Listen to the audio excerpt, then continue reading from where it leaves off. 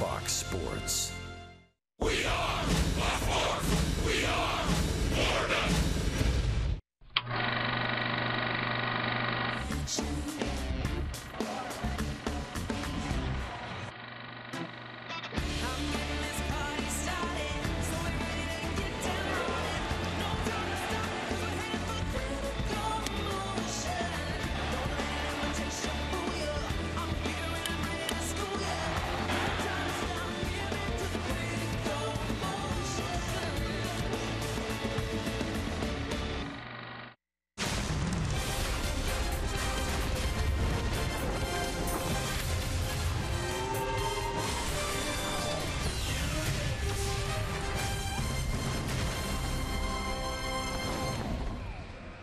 Last weekend of the first half, and it opens in gorgeous Miami.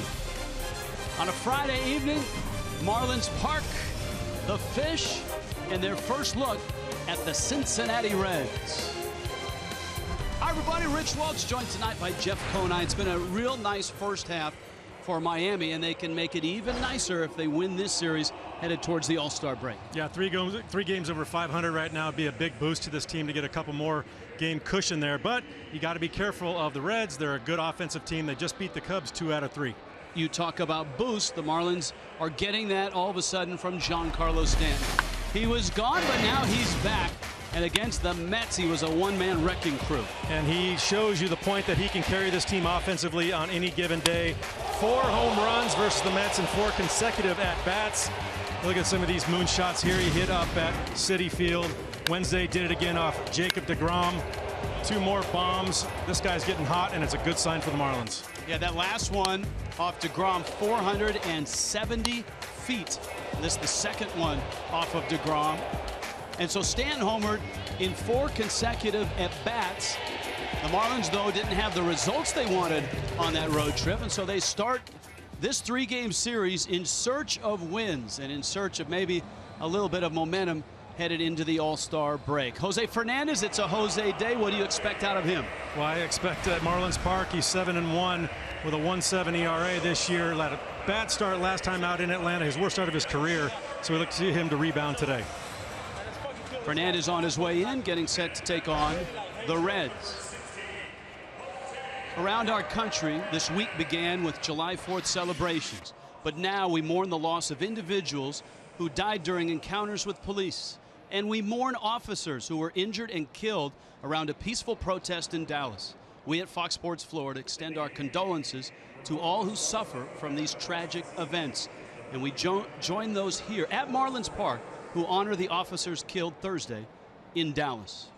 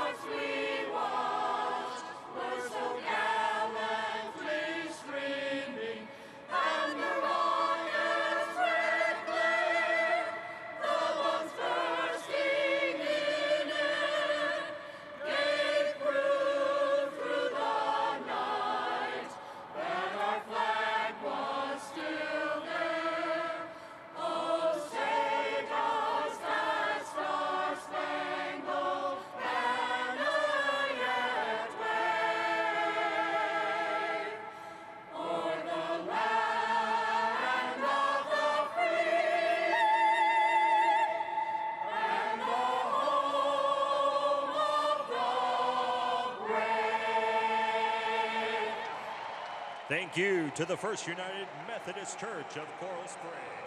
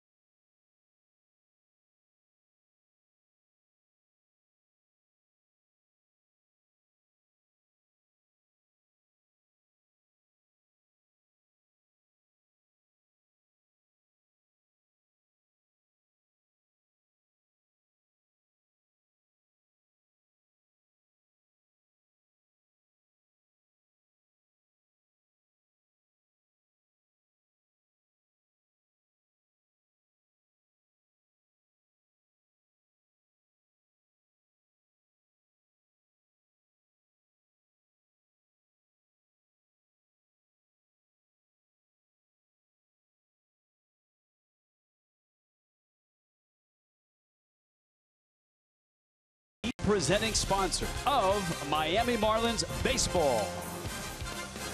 Marlins and Reds, you see the date right on the base as the Fish and the Reds tangle for the first time this year. And Jose Fernandez trying to bounce back from the drubbing he took, a rare one in Atlanta. And on the other side of the diamond will be Dan Straley, the well-traveled right-hander. Straley, the 27-year-old, 4-5 and an ERA in the low fours, going for the Reds. Marlins looking for wins in these last 3 games of the first half, and they'll start it with Jose Fernandez, and we'll start it next.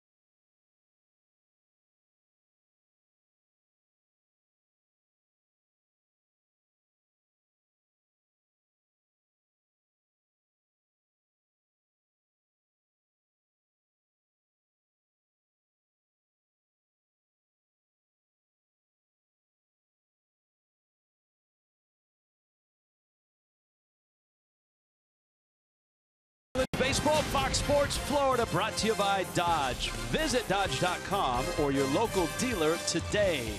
By your local Toyota dealers. Let's go places. And by Southwest, transparency, low fares, nothing to hide. One place to hide from the heat is inside Marlins Park with the AC on, the roof and the rolling windows shut. And here come the Cincinnati Reds. Mr. Conite, a former Red briefly. Oh, my last year of my career. But anyway, we'll get to that later. Shortstop Zach Cozart leads it off. Billy Hamilton in center field. Joey Votto batting third at first base. Jay Bruce will occupy the cleanup spot in right field. Adam Duvall, an all-star there for the Reds in left field. Brandon Phillips at second base. Eugenio Suarez in third base. Batting 7th, Tucker Barnhart batting 8th at catcher, and batting 9th, Dan Straley pitching. UHealth Sports Medicine bringing you the lineups. Jose Fernandez rocks and fires a fastball that Zach Cozart pops foul and out of play.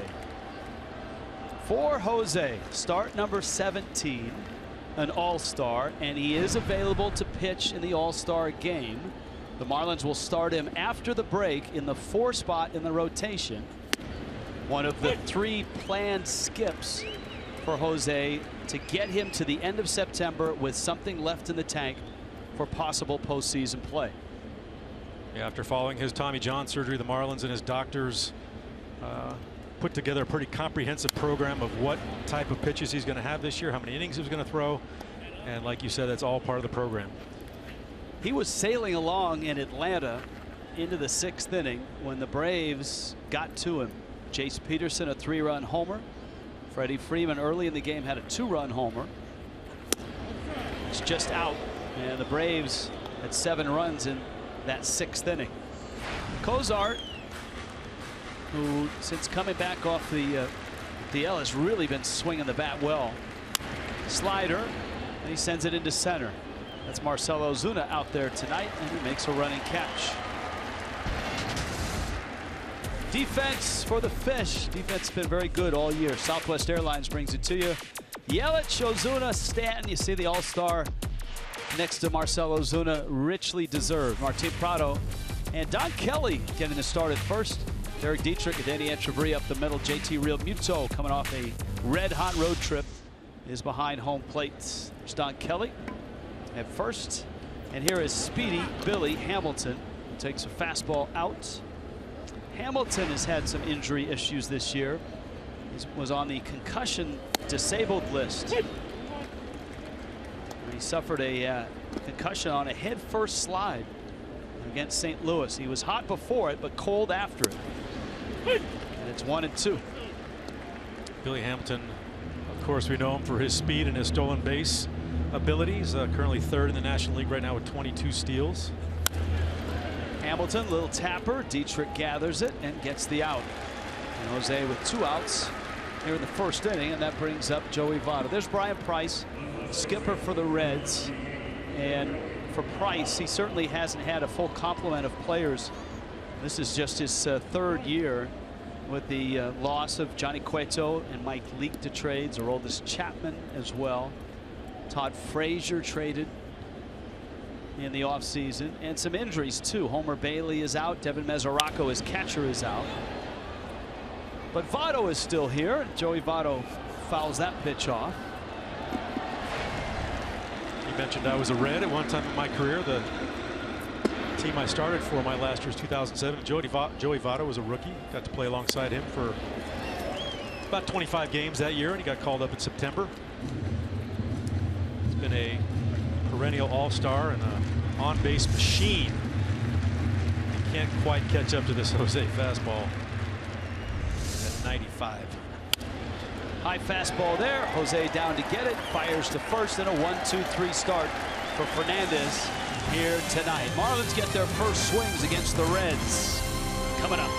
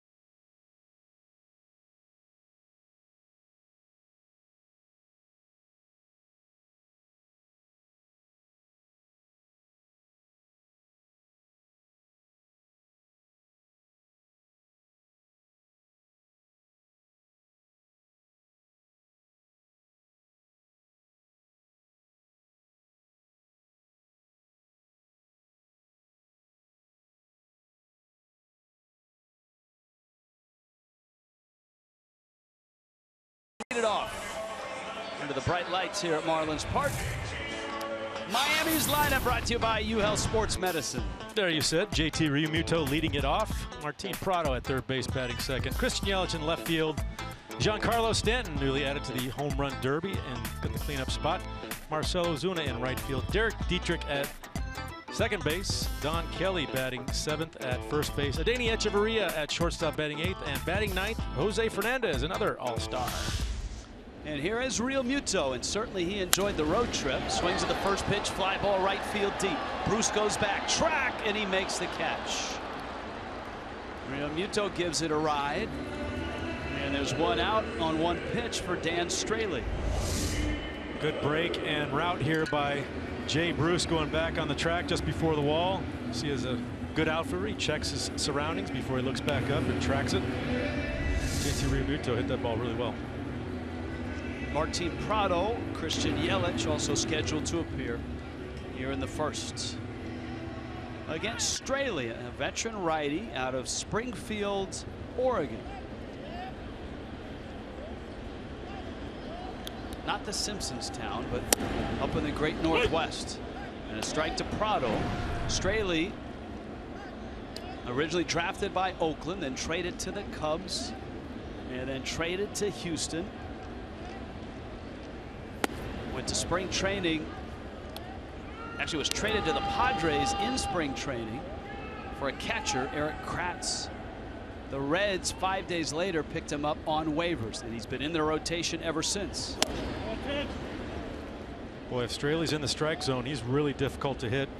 Opponent's batting just .214 off him. You see that elevated ERA at 4.34. That's because he's walked 43 guys in 95 innings this year. Prado, and that's a fair ball. Bruce can't get to that one. Martin Prado into second with a head first dive and a double. 17th double by Martin this year. See, JT Realmuto is probably thinking, I hit that ball just a little bit better than that, but it's all about placement. He slices it right down the line. Jay Bruce can't quite catch up to this one. So Prado's out there at second. And here is Yelich. The dynamics of the Marlins offense have changed a little bit. With Giancarlo Stanton now back up in the cleanup spot. Ozuna dropped to fifth. Yelich takes a strike. As Stanton climbs on deck. Yelich continues to have just a really nice year. He also on the periphery of all-star conversation. Boy, there was a number of Marlins on that periphery. We saw the leadoff man today, JT Realmuto, hitting .320 now at the catching position. I think a lot of Marlins players came up to me and said he should be seriously considered for the All-Star team. Well, we've talked a lot about it over the last 3 weeks. Yelich fouls it at the plate. And it's nice to see the three honored, and of course Fernando Rodney joining the team, an All-Star as well. So 4 in San Diego, and Giancarlo Stanton accepting the invitation for the home run hitting contest, even though he's not in the All-Star game per se. But you never know that there'll be players added, and a couple were today. Max Scherzer and Bartolo Colon. How about that, Bartolo Colon?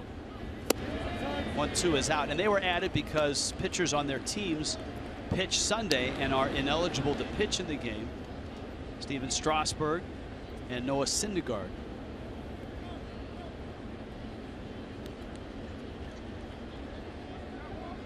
Prado the runner at second. 2-2 coming. Yelich down the left field line, and that one is in there for extra bases. Miami on the board. It's 1-0. Double number 23 for Yelich. Yelich going line to line like he does so well, especially to the opposite field. Look at how high this pitch is. He gets on top of it just enough. Actually gets jammed a little bit on the bat, but slices away from the left fielder and lands almost right on the line. See the sand kind of come up from the field there. Martin Prado got a good jump, easy score. Marlins up 1-0. Now Stanton against Straley. And he goes after the first pitch and fouls it back and out of play. That's a pretty good sign. How many times did we see Stanton taking pitches, especially hittable pitches, early in counts during his struggle? Yeah, as we talked about on Marlins Live, I think the key for him is getting that front foot down. So now your entire swing is set up by that front foot getting down in time. And we've seen him take pitches much better over the last, like that right there. He was swinging at that pitch almost every time because he was rushing to get his front foot down. Couldn't quite recognize it early enough and would swing through that. It's a good take there on the breaking ball by Straley. And a 1-1 coming. Oh, he had a breaking ball to hit, and it's 1-2. The dynamics have completely changed during his struggles, pitchers attacked him. They attacked him with fastballs. They attacked him with sliders. They weren't afraid to throw strikes. Obviously, they got him to chase a bit too. Now, 4 homers and 4 at-bats. It kind of feels like it'll go back to the way it was before the slump. Yeah, I think automatically with what his series, the series he had in New York, puts everybody in the National League on alert that he's back, and to be very careful. Phillips is out there and he makes the catch. There's some gold out there, some gold gloves in years past for the Reds defensively. Brought to you by Southwest Airlines. Adam Duvall. It's really one of the surprise stories of the years in left. Billy Hamilton, Jay Bruce in the outfield.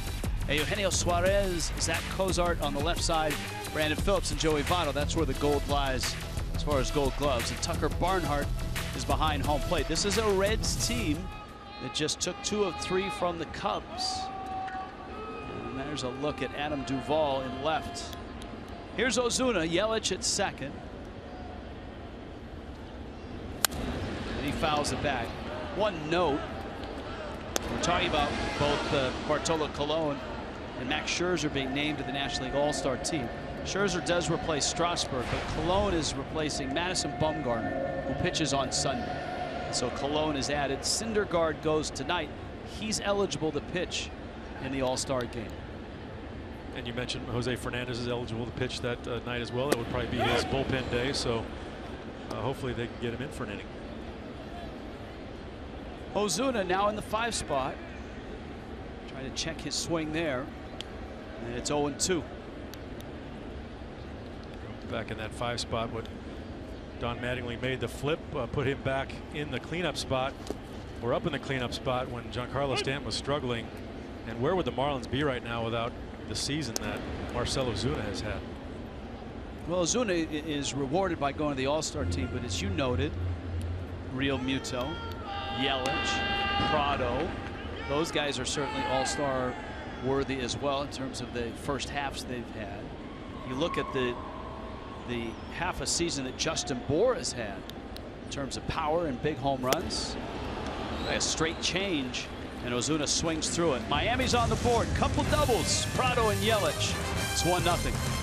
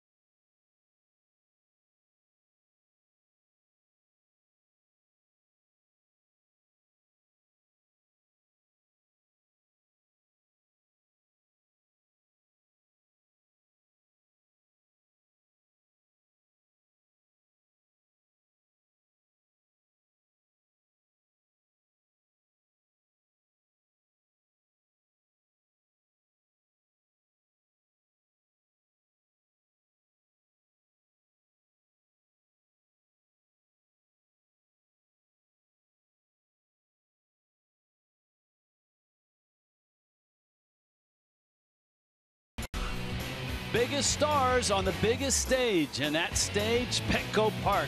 And it's Tuesday night, and it's only on Fox, or you can watch it stream live on Fox Sports Go, 7:30 Eastern from San Diego. 4 Marlins in attendance. Jay Bruce pulls a bouncer. Dietrich was way out on that shallow right field grass, and he has to hustle to make the play and get Bruce. Kind of a modified shift by the Marlins, which don't shift very often. We've see Dietrich playing way out there on the grass, about 5 feet on the grass. Jay Bruce turns this one over. He's got to come in quickly, get rid of it. Nice play. Here is Adam Duvall now. Duvall, the 27-year-old out of Kentucky. A draft pick originally of the Giants. He had a lot of home runs coming up in the Giants system, and the Reds traded for him in the Mike Leake trade. And boy, is he blown up this year. I mean, last year he was in AAA for 125 games, popped 30 home runs, and spent just 15 games in the big leagues with the Reds. Not much on the way of average, of course. 249 you see there, but currently leading all National League All-Star or all National League left fielders in home runs and RBIs. 554 slugging percentage. That's 8th in the National League. Duvall is an all-star, and he is in the home run derby. He is actually the #3 seed, and he's matched up against Will Myers. The Reds have had a lot of success in the home run derby. Stanton is the 6th seed. Cincinnati has 4 players who have won the home run derby. Todd Frazier in 2014 and 2015. Eric Davis back in '89. That's a strike. Dave Parker, 85 and 86. And 85 was the very first home run derby that Parker won. You see there, Jose Fernandez feeling that fastball tonight. Hasn't even really gone to the breaking ball yet. Great pitch in the outside corner. Coming into tonight, Jose Fernandez second in the majors in strikeouts, behind Max Scherzer now that Clayton Kershaw is on the DL. Brandon Phillips takes that first pitch for a strike. Phillips, a veteran, 35 now, his 15th year in the big leagues. Been a fixture at second base for Cincinnati for some time. It was reported last year that the Reds had worked out a trade to send him to the Nationals, but Phillips rejected the trade, which was his right as a 10-5 guy. 10 years in the big league, so service time 5 with the same team consecutively gives you veto rights over any trade. But in the offseason, Dick Williams, who's the general manager, vice president, Walt Jocketty, and their staff did make a lot of moves. They have young players that have come back from those trades. Duvall, one of them. He came in the Leake trade. Phillips pops that foul.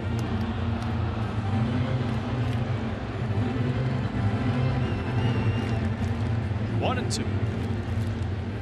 There's Brian Price. Spent 4 years as the Reds pitching coach. A guy that was an extremely accomplished pitching coach. Twice he was named Major League Coach of the Year for someone other than a manager, both with Seattle and with Arizona. I believe he interviewed for the Marlins vacancy when Mike Redmond was named manager. Jose Fernandez finishes off Brandon Phillips, and Fernandez has retired all 6 that he has faced. Nasty changeup.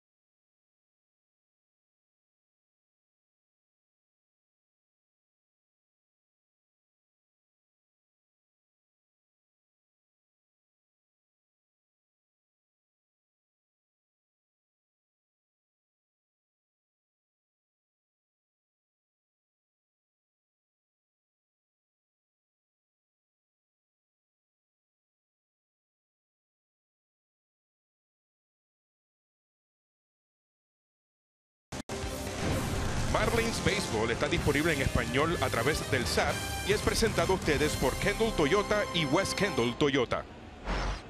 Good timing. 1-0. Miami on top. Bottom 2. Jose Fernandez has been sharp. Marlins got a first inning run against Dan Straley. Derek Dietrich, Don Kelly, Danny Echeverria. Good change up from Straley, just misses out. Dietrich, another guy. You know, we talk about guys that had numbers and terrific first halves. Who could have imagined the Marlins would get from Dietrich what they've been able to get, especially in the wake of the suspension of D. Gordon. Dietrich has enough at bats now that his on base percentage has popped into the top 10. In fact, he's 4th in the National League at 401. Very impressive. Batting .300 with a .420 on base percentage in that leadoff spot. And the Marlins overall have gotten a lot of production out of that leadoff spot. When JT Realmuto is there, he's done very well. Etch has played very well at the leadoff spot. Dietrich reaching for a changeup, and he's thrown out.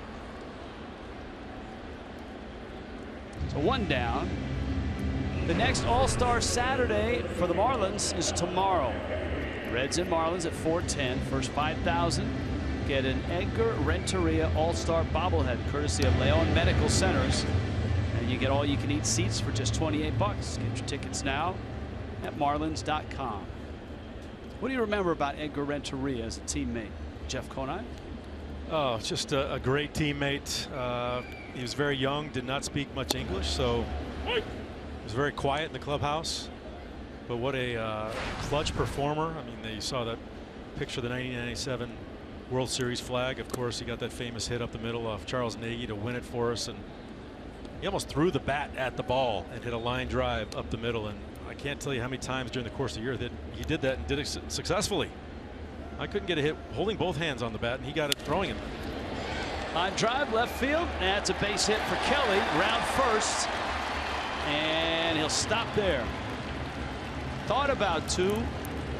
And for Kelly, the 36-year-old, his first hit as a Marlin this year. Kelly, a broken finger and an injured elbow, which required Tommy John surgery last year. So last year, he played in just 2 games and 1 at bat. Long road back, but he's back. Very versatile, can play all over the infield. And what a great guy to have in your clubhouse. He's happy with his role. He'll do whatever manager Don Mattingly wants him to do, and positive influence on everybody else. A strike to Echeverria. Kelly, a longtime Detroit Tiger and a favorite player of Jim Leyland.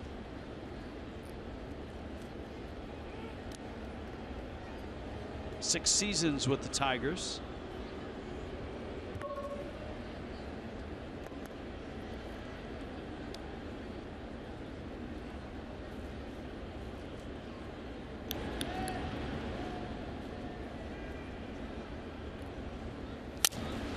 End of the bat. VOTTO got him. Kelly on the dive. Marlins will look at the replay.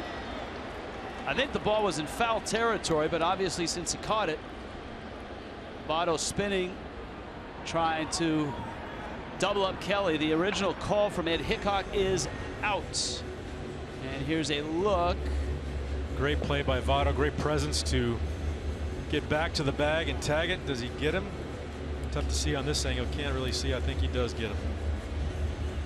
Obviously, you're going to have to see better than that to overturn it. And the Marlins don't challenge, and a 1-0 lead into the 3rd.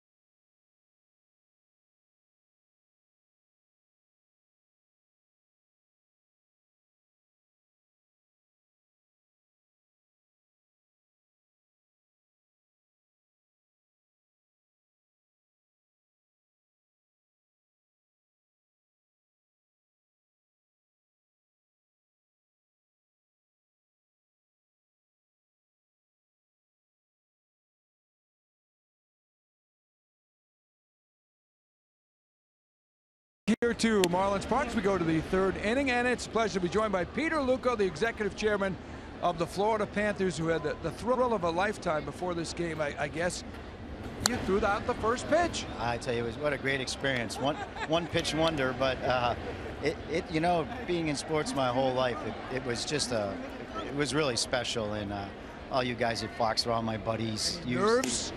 Yeah, believe it or not, yeah. I'd be lying, you know, because you want to do the right. I don't want to be that guy, right, that whiffs or ground. Get it to the plate, throw a strike.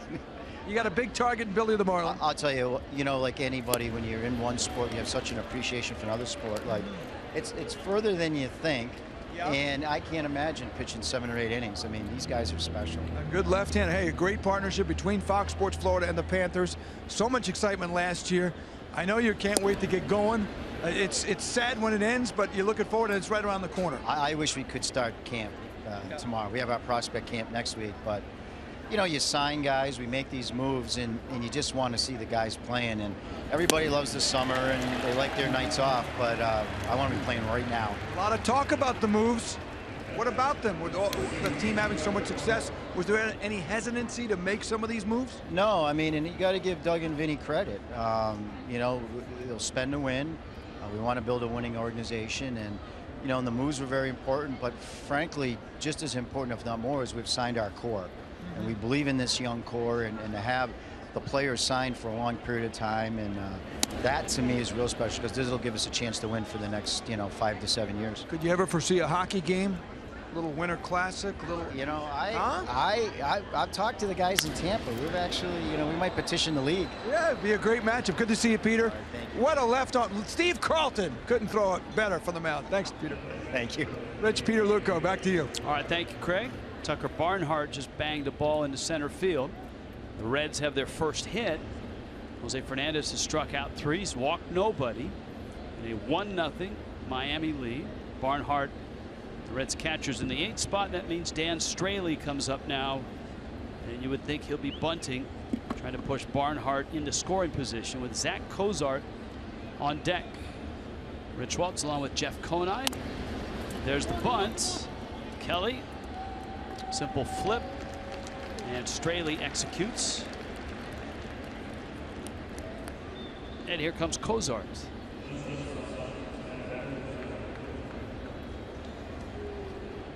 Jeff Conine, your thoughts so far on Jose Fernandez and what you've seen?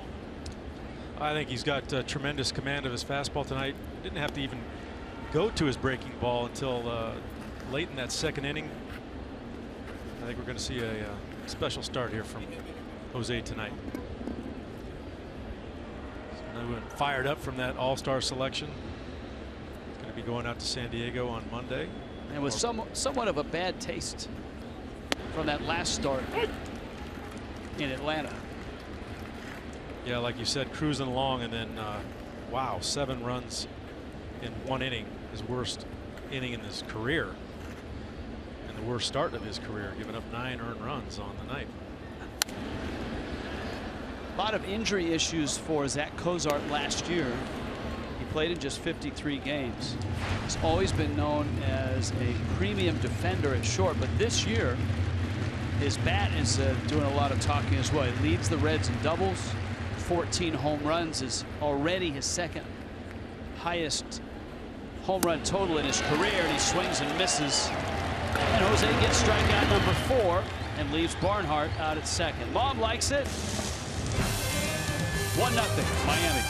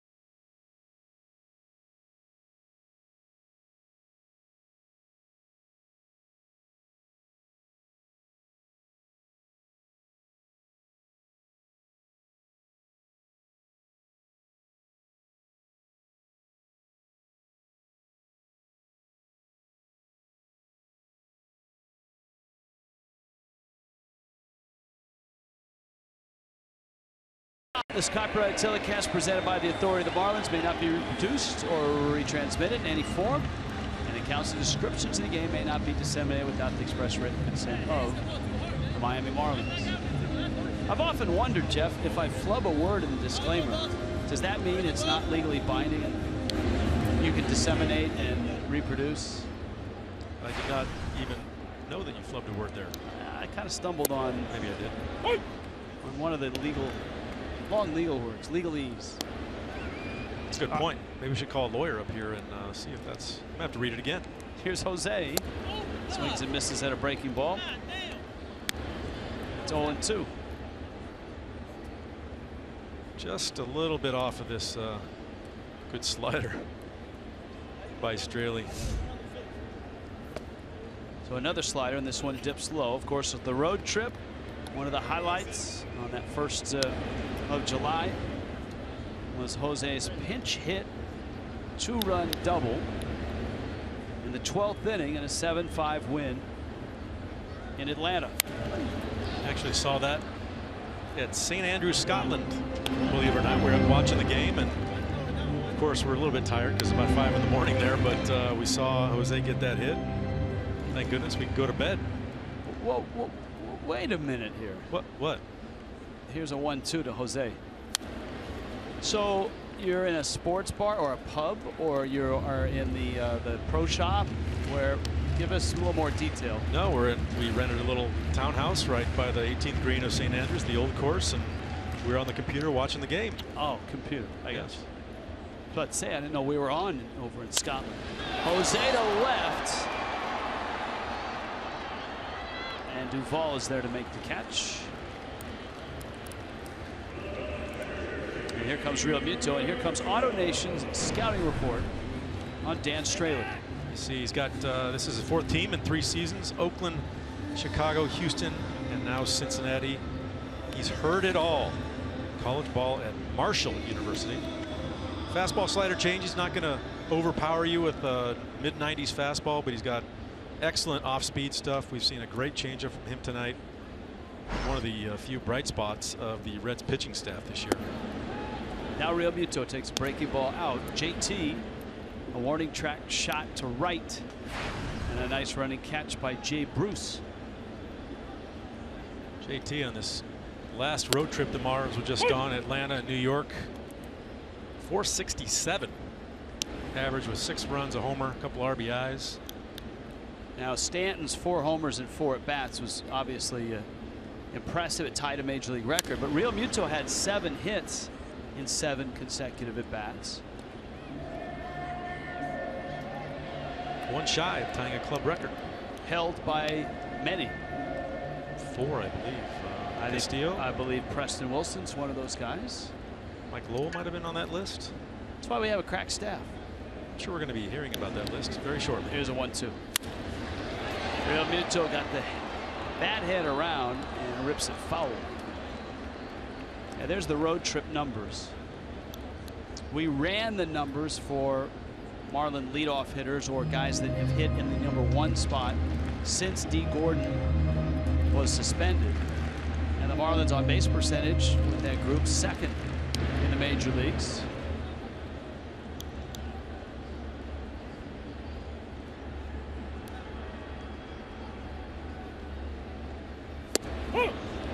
That's a breaking ball for a strike. Straley gets his 2nd strikeout. And with 2 outs, here comes Prado. Remember, the Marlins saw Matt Harvey on the road trip. He did not pitch well. And a couple days ago, it was revealed that his right shoulder was giving him issues. And Harvey intends to undergo season-ending surgery, but it's not to repair anything that's damaged in the shoulder. It's to address thoracic outlet syndrome, which is a blockage of arteries and nerves going from your chest in through the shoulder. Boy, you just cringe every time you hear a pitcher having surgery. It's so commonplace now to hear elbow with Tommy John, and the success rate of that surgery is pretty remarkable. But when you look at shoulder, when they ever say shoulder with a pitcher, you always cringe, and hopefully he'll be fine and comes back strong. The surgery involves muscles in the neck and shoulder. It impinges a nerve in the right shoulder. And in the surgery, actually one of his ribs will be removed to provide space. PRADO bounces to short. COZART on over to VOTTO. And Straley goes 1-2-3 in the third. 1-0 Miami.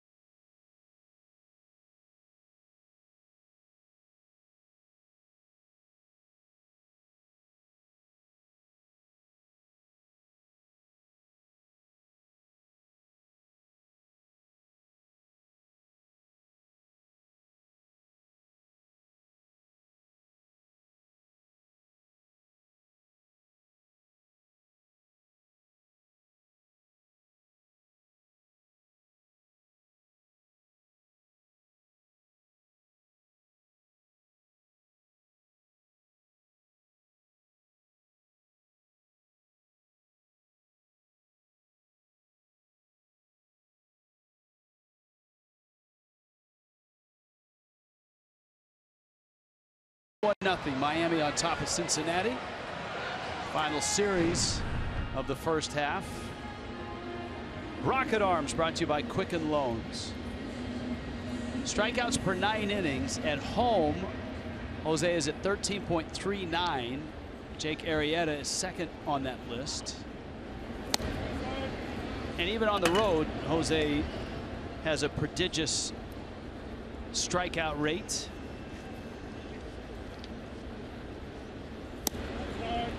Hamilton takes out, and it's 2-0. 13.10 strikeouts per 9 innings. It leads the major leagues. Line to the right, Hamilton can really run. Stanton approaches, bobbles. Hamilton didn't stop on his way to second, and he is in there. And that's the pure speed of Billy Hamilton. One little bobble, one little miscue, it'll cost you 90 feet of real estate. Yeah, Billy Hamilton, right out of the box, he's one of the guys that uses his speed to his advantage, always looking for that extra base. Like you said, Rich, he's looking for this. He's looking for a bobble from the outfield right now. He got it. There he goes, off to the races. Biggest challenge for Hamilton has been in his short stay in the big leagues is getting on base at an acceptable clip to man that leadoff spot. It is going to go as a double for Hamilton. Yeah, right now Hamilton hitting 240, just a 289 on base percentage. But a great opportunity for the Reds. VOTTO, Bruce, Duvall, the big bangers for Cincinnati. Following Hamilton, here is VOTTO.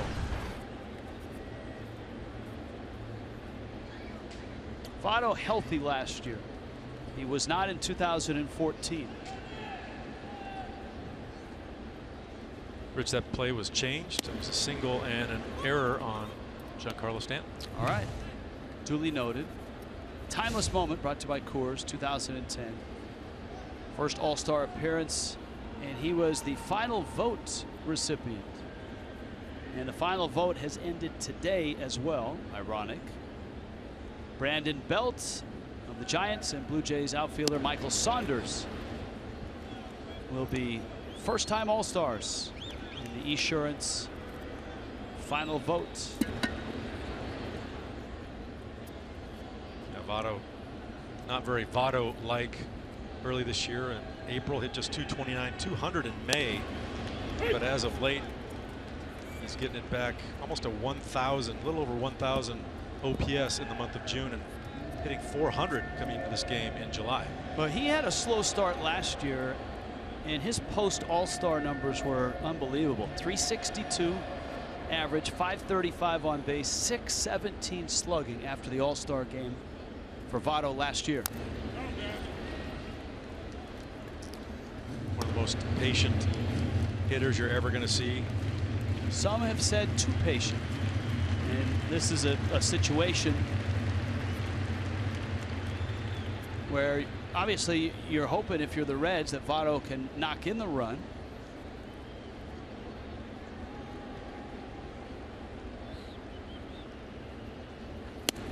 Fastball up. But then again, you can only do what you can do with the pitches you get, if that makes any sense. 143 walks last year, best in baseball.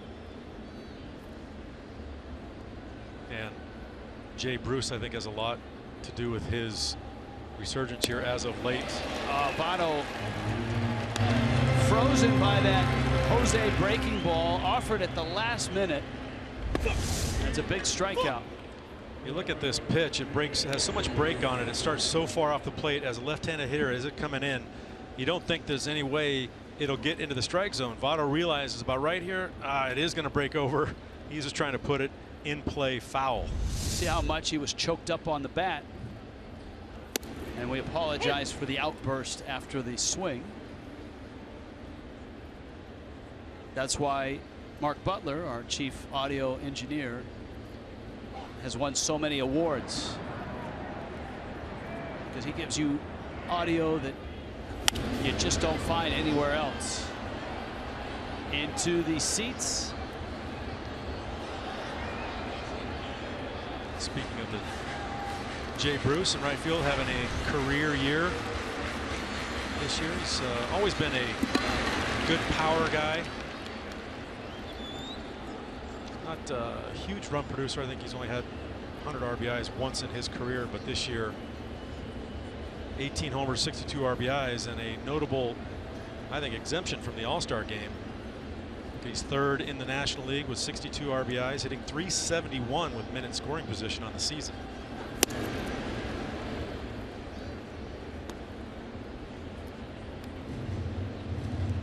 .62 runs driven in are the most by a Reds player prior to the All-Star break since 2013, when he had 66 and Brandon Phillips had 74. Cincinnati's ballpark is a great place to hit. Yeah, and as the Reds pitching staff will say, it's a great place to give up home runs too. 156 that the Reds have allowed this year, 40 more home runs to the second place team.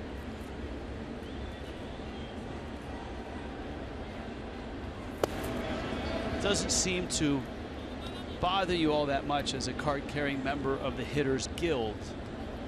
Why did you notice the big smile on my face when I said those numbers? Yeah, well, there's a little bit of a smirk too. And maybe some regret that you weren't still a Cincinnati Red. Yeah, unfortunately I wasn't. I was kind of a part-time player back then, and it would have been nice to have been earlier in their career in a place like that. Liner to left, Yelich approaches and makes the catch. And Jose has been able to keep speedy Billy Hamilton anchored at second for 2 outs. And here comes Adam Duvall.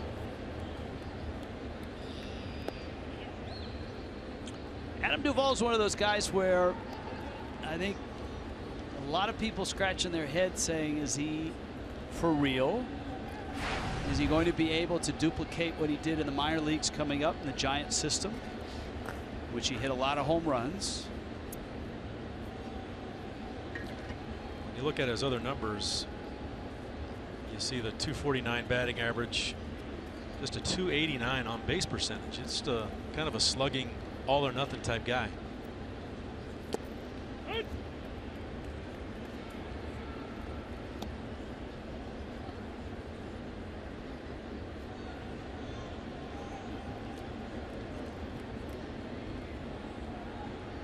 Doubles, 22 home runs, 59 RBIs, pace in the National League as far as left fielders go.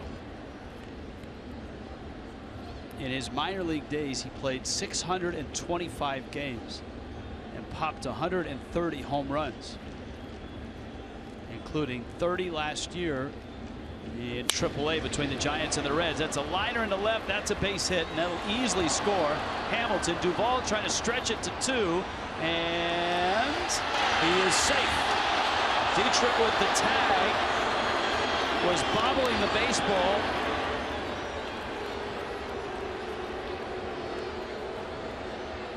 Yelich might get tagged with an error, and Jose has given up a run. It's 1-1. And Adam Duvall knocks in his 60th run of the season. Yeah, some location miss on a fastball right there, right down the middle. Christian Yelich has a tough bounce there at the very end, comes up on him. Look at how high this ball bounces up. Tough ball for Dietrich. He didn't even know he had it at first.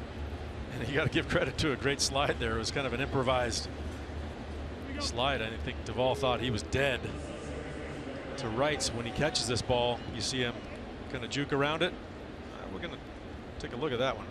But Pat Shine down the replay room down there says he got it in. See him go around and get under the tag.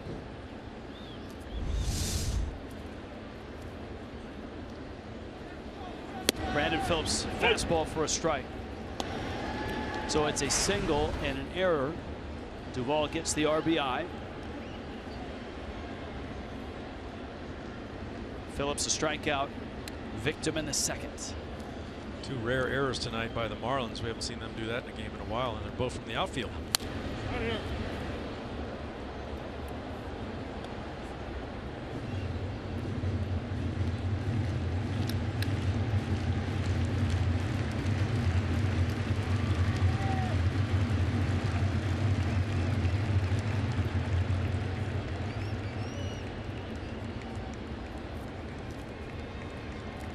Phillips has 1 more year on his contract in Cincinnati.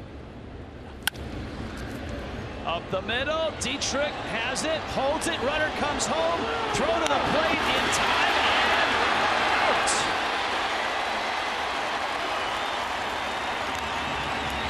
Remember, a college shortstop, Dietrich has a good, strong arm, and he needed it here. Duvall trying to score. Real Muto with a tag. 1-1.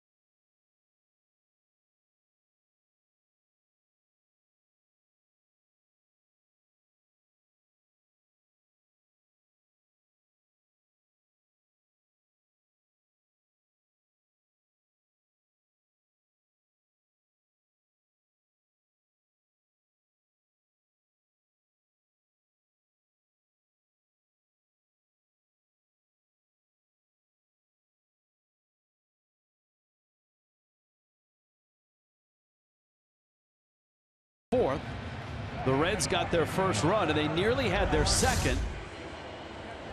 With Adam Duvall breaking on the ball up the middle, Derek Dietrich saw him coming home. A strike to Real Muto. Let's take a few other looks. Yeah, you look, Dietrich's surprised right there. He looks at first base, and then all of a sudden, surprised that Duvall was going for it, and he throws a bullet to home plate. JT puts a great tag on him. No chance of him getting to the plate. Christian Yelich. Dan Straley now even with the Marlins and Jose Fernandez. Straley's kept the Marlins off balance since they got those 2 doubles in their first run back in the first. Yelich, a double down the left field line, scored PRADO, who doubled down the right field line. We talked about Straley. Very good as far as batting average against, coming into this game with only a .214. The walks have been kind of a problem. 43 walks in 95 innings, but he has yet to walk a man tonight. It's been pretty effective with that, especially his off-speed pitches.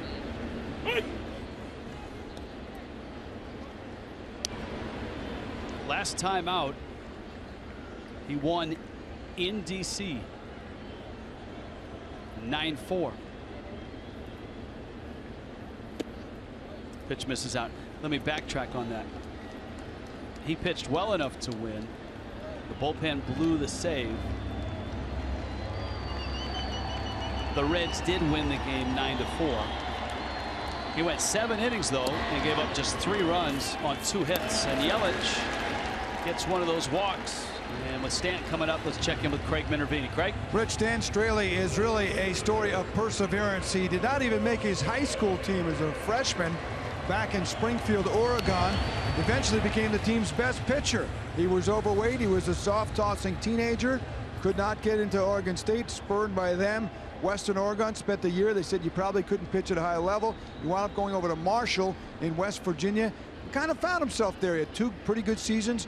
Oakland wound up picking him in the 2009 draft in the 24th round. He said, I've been told too many times I didn't have what it takes to be a baseball player. Ironically, Marlins have a pick in the 20s in the 2009 draft. That's A.J. Ramos, 21st round. Smaller guy, told many times probably couldn't make it. He's going to the All-Star game. Guys? Well, I'm sitting next to a guy that was taken in the 95th round, was it? 107th round. Where were you, 58? 58th round, yeah. 58th round. So it just goes to show you never know. You never know. Once you get into minor league baseball, if you produce, you can end up in the show. If you're just joining us, Giancarlo Stanton is in the cleanup spot. Marcell Ozuna sliding down to the 5 position. Stanton popped out back in the first. And of course, on Tuesday and Wednesday, he lit up Citi Field. Fouls that one back. One of the home runs off of Jacob deGrom. Hit tracker online at 470 feet.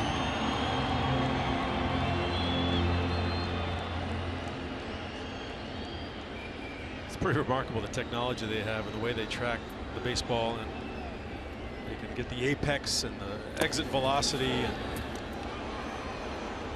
And Yelich back just in time. we had VHS tapes, Rich. It's my hitting tapes, man. I had to rewind. You had to buzz through like the 3. If you want to see your 4th at bat, you had to buzz through the first 4 or 3 at bats to check out your swings.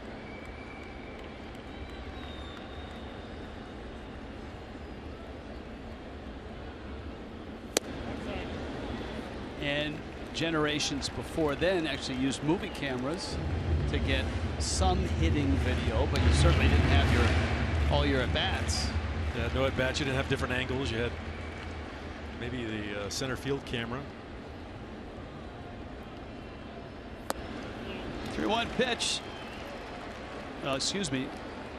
The scoreboard. Oh no, Stanton did walk. I thought for a second I was off, but Stanton was off. That's a first. Inside look brought to you by Toyota. 4 Marlin All-Stars. Now in franchise history, it's happened twice before. And both of those teams, 04 and 05, made up of a lot of guys from the World Championship team. Miggy, Armando Benitez, Mike Lowell, Carl Pavano in 04, Miggy, Louis Castillo, Dontrell Willis, and Paul LaDuca. Here's Marcell Ozuna. A walk to Yelich, a walk to Stanton. And a breaking ball, Ozuna lifts it, towards that right field line. Yelich tagging on his way to third. The throw is cut. Stanton holds first. And sets up a big at bat for Derek Dietrich. Good job of base running by Christian Yelich here. See him breaking off. He sees him going to the line. When you see an outfielder going to the line, he's got to throw across his body to make that long throw to third base. Does a great job of getting over to third with less than 2 outs. Something the Marlins have not done well as of late. This is always a tricky spot with 1 out at the corners. Take us through as a hitter what your mindset is here. You want to avoid a double play, obviously, but you also want to drive the ball someplace to drive in a run. Yeah, you're looking to get the ball elevated as far as in the strike zone is concerned, especially with a guy like Straley, who's got a pretty good moving fastball and induces some ground balls. Patience is the key here. Just got to wait and get a good pitch. Dietrich went after a changeup that was out of the zone and bounced to second in his only at bat. Stanton at first, Yelich at third, middle infield back. Dietrich turning that arm and shoulder, but at the same time leaving it exposed enough that if it had come in, it may have clipped him. But look at that. That pitch on the inside corner should have been a strike. A break for Dietrich. 2-0 comes. And he lines it into left field. That's a hit. And Miami reclaims the lead. Yelich scores. And it's first and second now with 1 out. Derek Dietrich just goes with this pitch. A pretty good fastball on the outside part of the plate. Doesn't try to do too much. Good two-seamer. Keeps his head down and hits a bullet to the opposite field there. Nice piece of hitting by Derek Dietrich.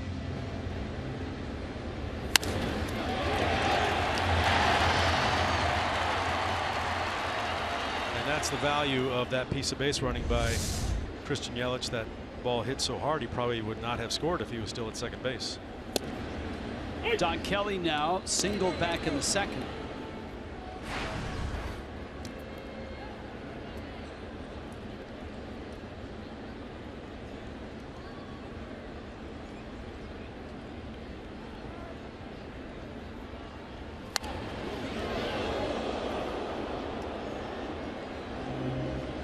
Now let's hope everyone's all right. That bullet that was pulled into that first row of seats.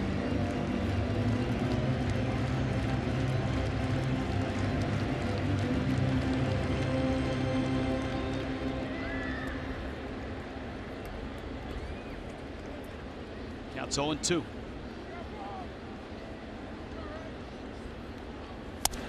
Slow roller up the middle.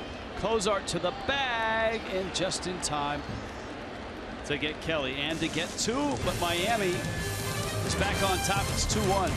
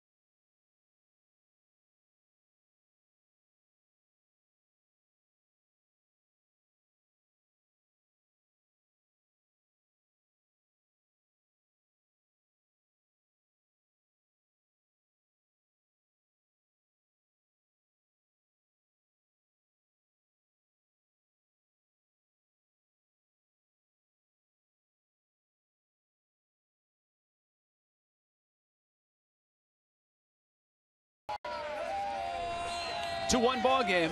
Miami on top. This date, Major League history, Ken Griffey Sr. hit a 5th inning homer off of Tommy John. That in an all-star game in the right field. That's a base hit. Stan picks it up.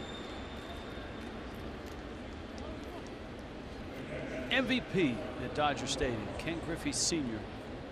homering off of Tommy John. Of course, Tommy John would go on to become a world-famous surgeon, pioneering. No. He was the guy that had the ligament replacement surgery. Probably not first. I'll bet it had been done on somebody. Frank Jobe out in California was the one that performed the surgery on Tommy John, and it was kind of revolutionary at the time. His technique, the way he did it. Oh, look, and I'm half joking there, but I'll bet you he practiced it on, maybe a cadaver or some. He had to have. And Frank Jobe was the one that did my Tommy John. Really? I had it so long ago, it was almost named Jeff Conine. Now, when you went into his office, was there a giant photo of Tommy John? Posters everywhere. Or a neon sign that said over 5,000 served. Yeah. Unfortunately, that's a large number. I think it's a third of all Major League pitchers have had Tommy John surgery. That's amazing.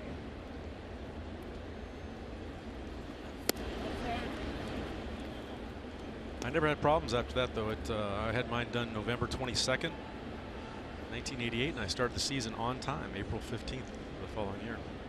How many innings did you pitch that year? Let me think. 0, actually. Wasn't a pitcher anymore. Suarez at first. Runner goes. It's fouled at the plate. Reds putting the game in motion with Tucker Barnhart, who singled back in the 3rd. Well, you were unique in that you were a college pitcher and not a frontline college pitcher, but your pitching coach, Guy Hansen, had some Royals connections and said, hey, guy's athletic. You might want to draft him and see what he turns into. And so maybe with that Tommy John surgery, was some of that from pitching, or did you injure it in a collision or a throw? Yeah, it was kind of a freak play at first base. It had been raining. We were playing on AstroTurf, and the guy hit a line drive bullet to my right, and I went to dive for it, and my feet kind of fell out from underneath me. I landed on my arm very awkwardly, and I didn't feel a snap, but it was something severe in the elbow, and I tried to play with it for about another week, and then I threw in the towel and said, can't do this anymore. You saw Carter Capps in that last shot. Capps having Tommy John surgery, out for the season, but certainly should be on target for 2017 opening day. Donnie Kelly coming back from his broken finger last year, ended up tearing his UCL in his elbow and got Tommy John surgery. That one's by Kelly into right, and Suarez races around second, and the Reds answer back and set themselves up at the corners with nobody out. Straley, the pitcher, is up. It's that curveball that Jose Fernandez has been throwing backdoor to left-handers. He gets a little bit too much of the plate. Kelly can't quite come up with it. The Reds have something working here. Now, this is the moment where the Marlins wouldn't mind if Jose shifts back into I'm going to strike everybody out mode. He's done a nice job of containing his emotions. A lot of his strikeouts during his starts have been coming later and later in the start. Straley trying to bunt the Reds with that 1st and 3rd spot. And you got to be careful there if you're the Marlins. Brian Price, Reds manager. And the Reds are banking on the fact that if he gets the bunt down, the worst that can happen is that they at least move the runner at first, Barnhart to second. There's the bunt, and that's exactly what happens. That's Straley's 9th sacrifice bunt this year. And that's set up now for Zach Cozart and Billy Hamilton. Sunday, Marlins host the Reds at 1:10. Pepsi 4 for $74 pack. Kids get a Marlins wristband courtesy of Avianca Airlines and can run the bases in the Diamond Dash. Marlins.com, place to go for tickets. Tom Kohler will finish off the first half. Cody Reed, a lefty, goes for the Reds. Marlins see lefties for the next 2 ball games. John Lamb and Cody Reed. Both of those guys came over in the Johnny Cueto trade. And the Reds traded Cueto to the Royals. Brandon Finnegan also coming over. And I think all 3 of those guys in the rotation now. Yes, they are.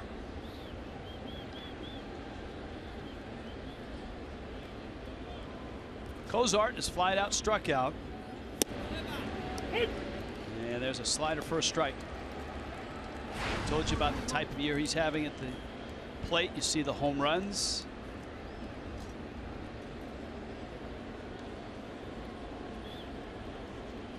Miami's infield is back.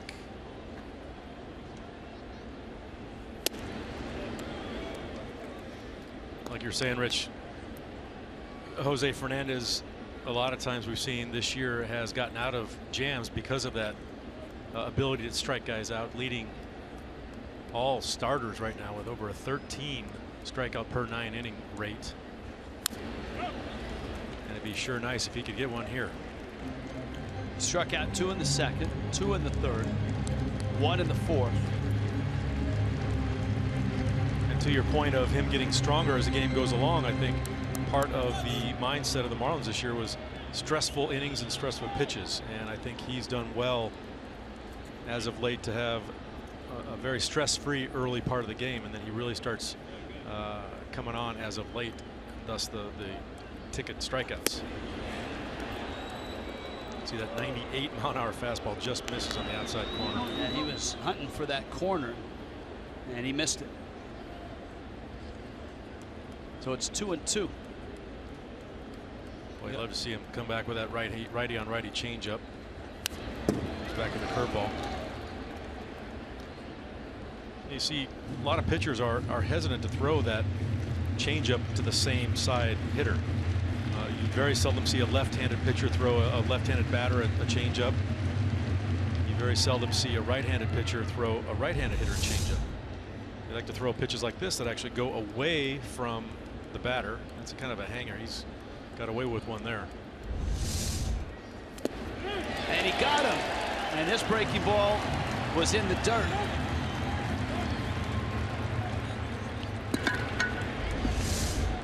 So there's the second out. You see the down angle on this one. The one before was kind of flat and stayed up. The down angle on this one, it looks like a fastball when it leaves his hands.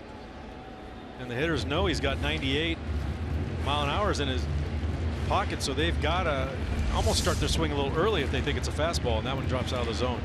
Big strikeout. Now Hamilton, who is a switch hitter, but has had thoughts of not being a switch hitter. Reds have kind of talked him out of that over the last couple of years. There's a strike.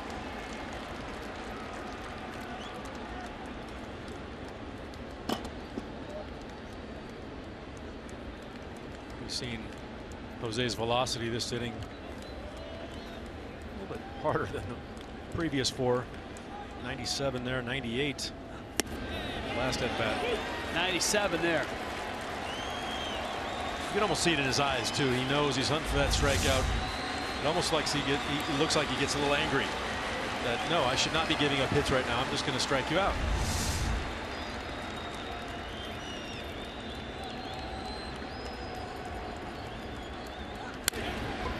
Bouncer to short. Edge better hurry. And he gets it. Well, when he needed it, Jose Fernandez digs in and gets out of it.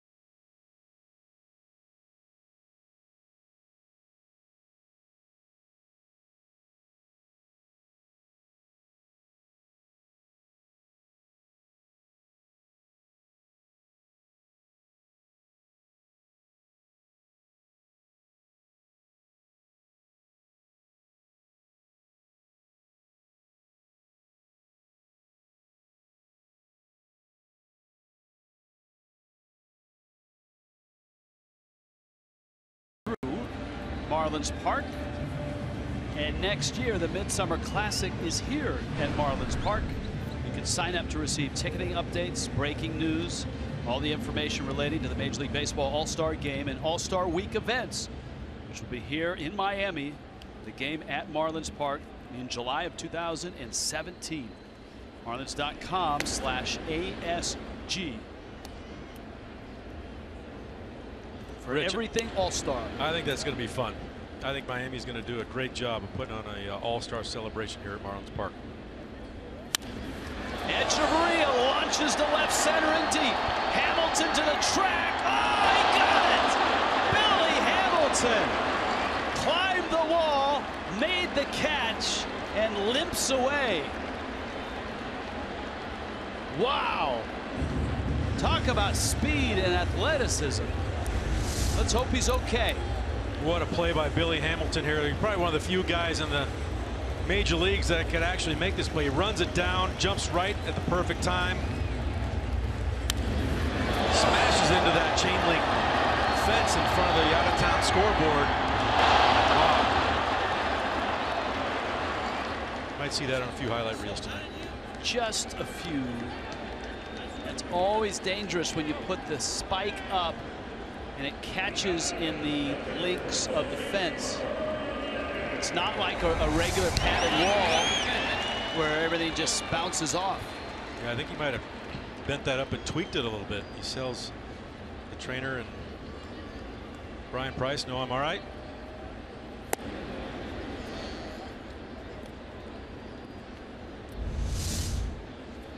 You see him jump up on the fence.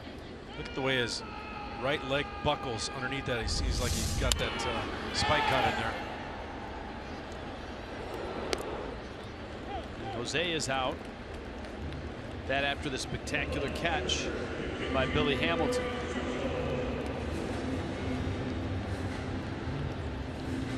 And he's still trying to shake it off. And here's Real Muto with 2 outs in the 5th. The Mets and the Nationals are playing tonight. It's in New York. And the Nationals have a 2-0 lead. Top 3. As we noted, that is a Noah Syndergaard start. We also relayed to you the news that the Mets right-hander Matt Harvey will undergo season-ending surgery. Not a structural damage surgery to the shoulder or the throwing arm, just the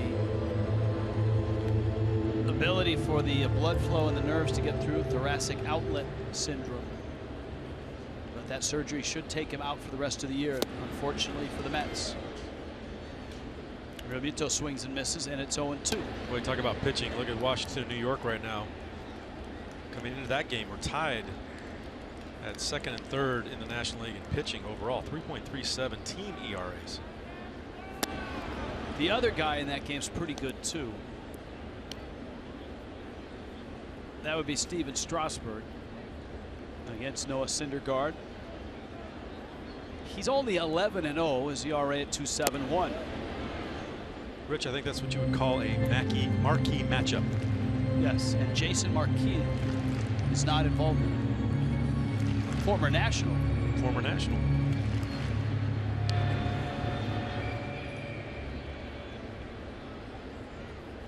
Two. Slow breaking ball. Data DeMuth behind home plate. Let's see him shake his head. And it was in. JT's matured as a hitter, taking a lot of these pitchers that he made outs on last year. VOTTO in full flight. That's a nice play for a guy that's won a pair of Gold Gloves. And the Marlins go 1-2-3 in the 5th. On to the 6th. 2-1 Fish.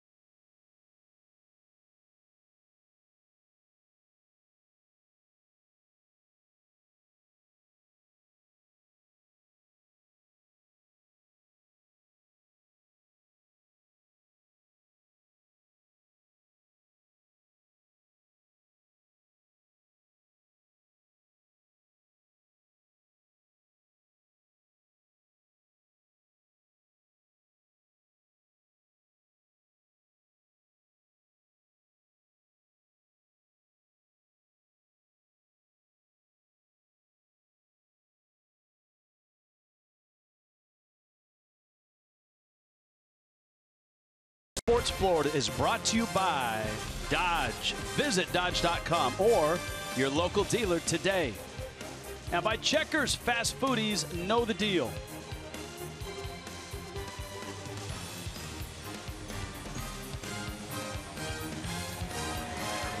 (2-1) Miami. Sixth inning rolls around. Jose Fernandez on the mound tonight for the Fish, making start number 17, looking for win number 11. And for Jose, 6 strikeouts. Hasn't walked anybody. 6 hits and a run, and it's an unearned run. This is about the time the Marlins start looking at that pitch count. It's at 76 right now. Pretty manageable for Jose. I'd like to see him have a nice tidy inning at this point of the game to hopefully get deep into this game. Joey Votto, Jay Bruce, Adam Duvall. The Reds have still enough offensive pop to keep them in games.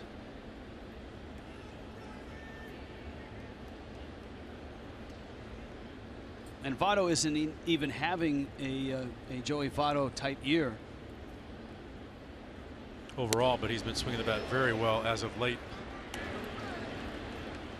And he's still, even though he's not having a Votto type year, especially average wise, he's still so dangerous. He can take so many walks. Still at a .390 on base percentage with just a .255 average. He's looked really uncomfortable tonight. He has struck out twice. He's 0 for 3. And remember, a somewhat of a rampage for Votto when he got back to the dugout after the last strikeout. Good changeup. See the grip, and it just disappears from the radar. And you noted how much he chokes up last time. Look at that's a good 2-3 inches he chokes up on the bat just trying to put that thing in play. When you make Joey Votto look like that 2 times in a row, you got stuff. Dietrich. Terrific play. About 30 feet onto the outfield grass. Jose, a tip of the cap. Yeah, we talk a lot about Dietrich's offense and what he's doing at the plate, but defensively, he's done an amazing job. Saw that play that saved a run up the middle a couple innings ago with a gun from short center field to nab Duvall at home plate. That's a great play to get Jay Bruce. Obviously, it's one of the difference makers in the game. In a 1-run game, 97-mile-an-hour fastball. And here is Duvall, who was tagged out on that play by Real Muto.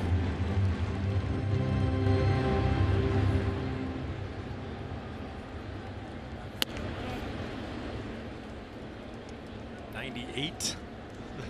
97-98 after 83 pitches. It's just getting loosened up. It's almost like once he sees the finish line, all of a sudden he decides to just unload all the cannons. You know? I agree. Like you say, tries to manage that first part of the game, and then wow, when it's coming down to the stretch, I'm going to finish strong. I'm going to finish with my best stuff. And he's throwing it up there right now.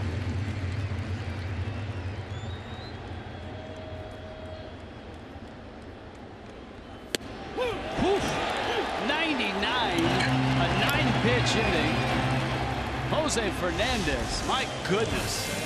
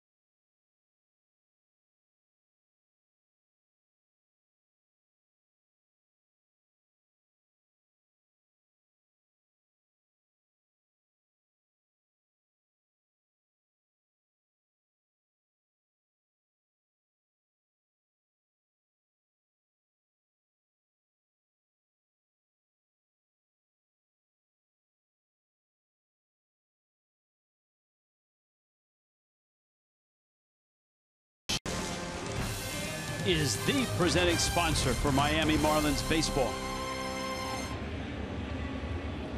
In Miami tonight, Jose Fernandez has 8 punch-outs in 6 innings. The Marlins have the big bats coming up. PRADO, Yelich, Stanton, and if anybody reaches, Ozuna and maybe Dietrich.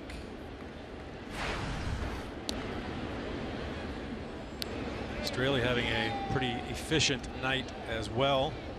Only 72 pitches coming into the 6th inning. But he's following up, as we noted, a really solid outing in D.C. against the Nationals.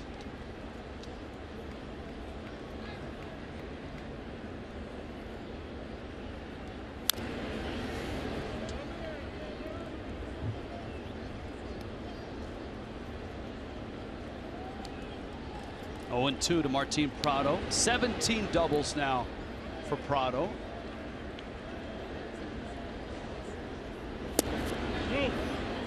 Another Marlin that I think could probably have gotten some consideration for the All-Star game in San Diego. Not only offensively, but one of the best defensive third basemen in the National League, if not all of baseball. You know, it's funny how it works. Even though the Marlins had an awful year last year, they had, what, 2 starters last year. You know, Giancarlo Stanton and D. Gordon. This year, over 500. 4 named to the All-Star team. A couple of players on the player vote category. Marcell Ozuna and Jose Fernandez and Marcell Ozuna. That one fouled off. Or was Fernandez a manager selection? I think he was a manager All selection. right, and so Ozuna, a player vote. Oh, and Fernando Rodney. That's the Padres / Marlin. Now a Marlin. Jose and AJ Ramos were manager selections. PRADO to center. Hamilton doesn't have to climb the wall for this. And out here in the 6th.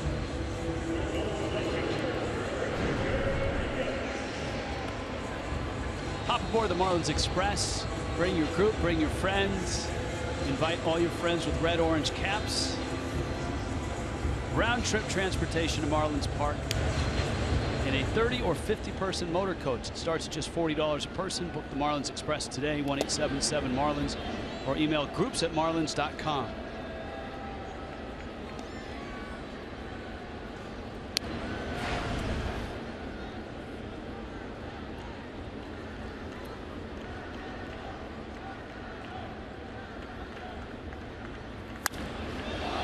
Yelich, center field deep. Back goes Hamilton. Gone.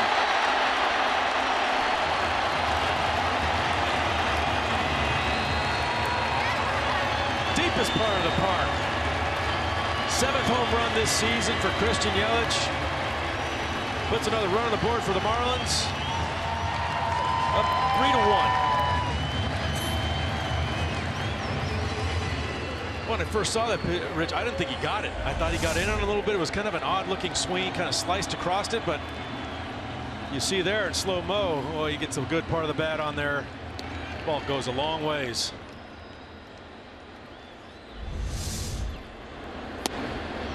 Stanton takes a breaking ball for a strike. That's that moon shot we were talking about. Hamilton looks up, stops.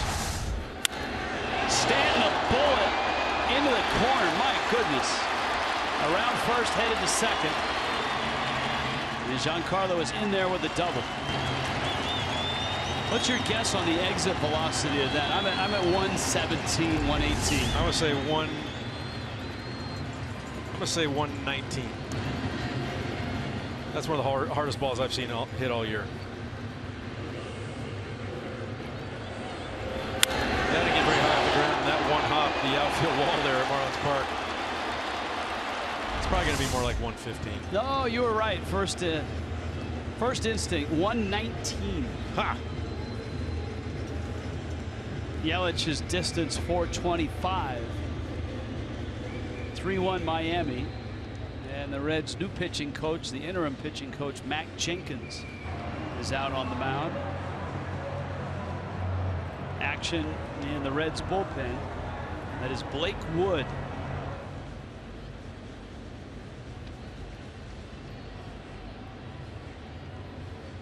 Bonds and Jose.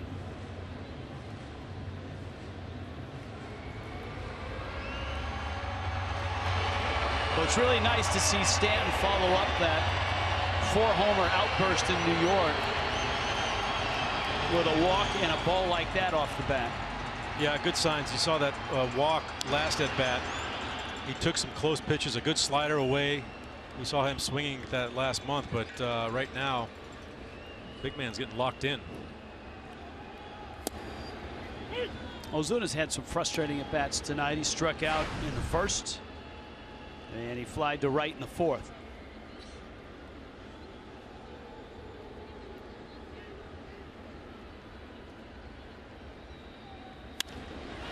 Ozuna to center. Stanton should be able to advance with one out.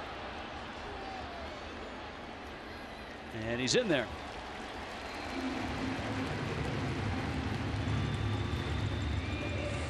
So that's the second out. And here is Dietrich, who drove home a run with a single back in the fourth.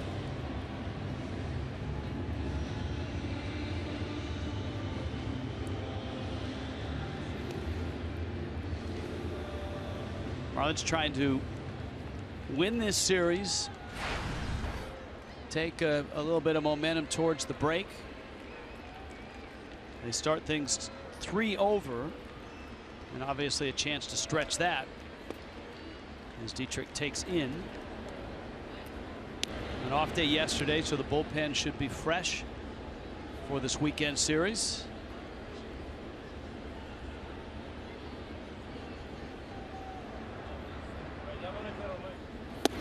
Might be wondering if that 119 might have been the hardest hit ball that in the league maybe this year, but if you recall in Minnesota on a ground ball to second base, Stanton had the hardest hit ball of the year at 123.9 on a ground ball. He was not impressed with that. He said, yeah, okay, so off the bat it's maybe 123, but as soon as it hits the ground it's nothing. It was an out. It was 2 outs. Yeah. And so he scoffed at that. I think for him, the best part of this is he feels like he's contributed, because that was one of the biggest things that really bugged him that whole month in which he slumped. Absolutely. There's nothing worse than having a team that's doing well, playing well, and you're struggling and not contributing much to those wins. You know, he takes a lot of pride in what he does, and I'm sure that was a really rough time for him. Over. Dietrich, little tapper. Straley picks it up, fires to first in time to get him. Marlins go yard for the 7th time this year. It's Christian Yelich, 425, dead central, and a 3-1 lead into the 7th.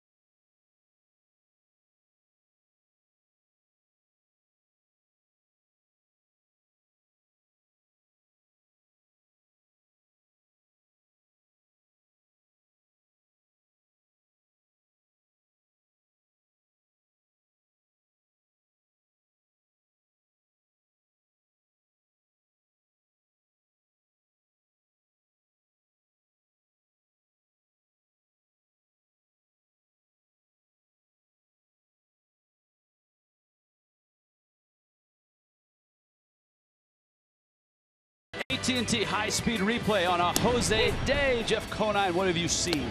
I've seen a high-speed replay. This is some high-speed stuff that Jose Fernandez is firing, especially last inning, striking out Duvall in a 99-mile-an-hour fastball in the outside corner. And like you said, Rich, as the game goes along, he gets stronger. He sees that finish line. That velocity just keeps going up. 8 strikeouts. A run on 6 hits. Well, at 85 pitches, Jose has a pretty good idea. This is his last inning. And it just feels like in a lot of these starts, he sees the finish line. He knows he's got, 15, 20 more pitches or one more inning, and he decides, I'm empty in the tank. Brandon Phillips fouls a pitch off. Eugenio Suarez and Tucker Barnhart also for the Reds, who sit in the basement of the Central, 32 and 54. Though their play has picked up lately, they took 2 of 3 from the Cubs.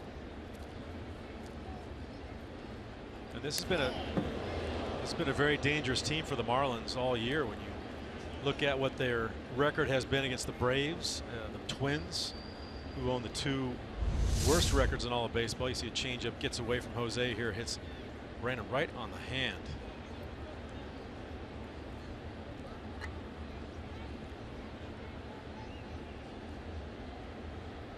That changeup moves in pretty good, could not get out of the way. 87 miles an hour.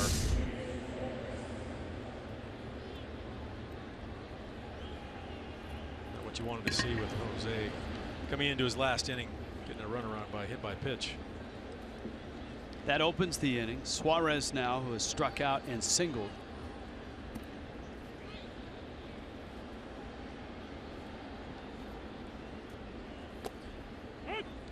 This is a 11-day, 10-game road trip for the Reds. That's some way to finish the first half. They had 4 in DC, then to Chicago. A 3-gamer there. They took 2 of 3.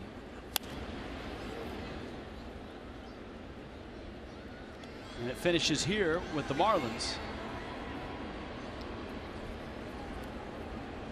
Miami, of course, will open the second half on the road in St. Louis. 3 games against the Cardinals, and in Philly 4 against the Phils. Kelly out there in a rundown. Edge tags Phillips out. That was terrific. You talk about quick reactions and then a quick rundown. Boy, you watch Don Kelly here come off the bag. One hopper, get this. Look at Echeverria closing the gap fast. That's what you're taught to do. You want to get a good full head of steam, make that base runner get his full speed so he doesn't juke you back and forth. And it takes a bunch of throws to get the rundown. That just says, don't worry about this. I'll take it myself. And Jose gets a big double play. Misses in to Barnhart. Devin Mesoraco, Reds catcher, had surgery to repair a labrum in his left shoulder. That's a 6-month recovery, so he's out for the year. That opens the door for Barnhart. Dietrich and Jose Fernandez. 8 pitches that inning.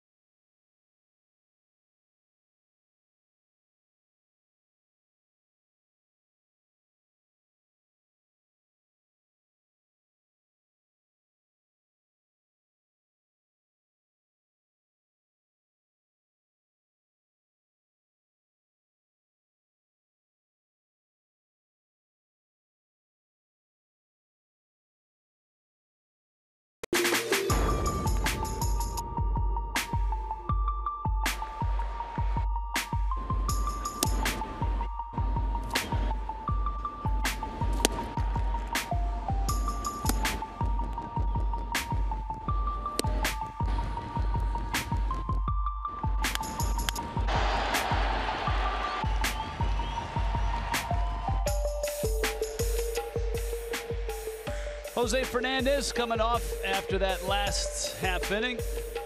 And it looks like he is done. 7 innings, a run. Fernandez, 8 strikeouts, didn't walk anybody. His last 2 innings, he threw just 17 total pitches.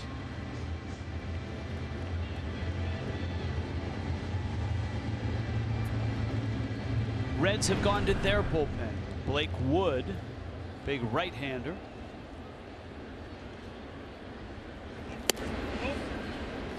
With a tilting motion, fires a fastball up to Don Kelly.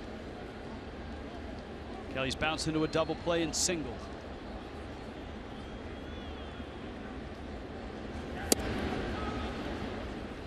Boy, nowadays, you look at these relievers that come in, pretty much any team,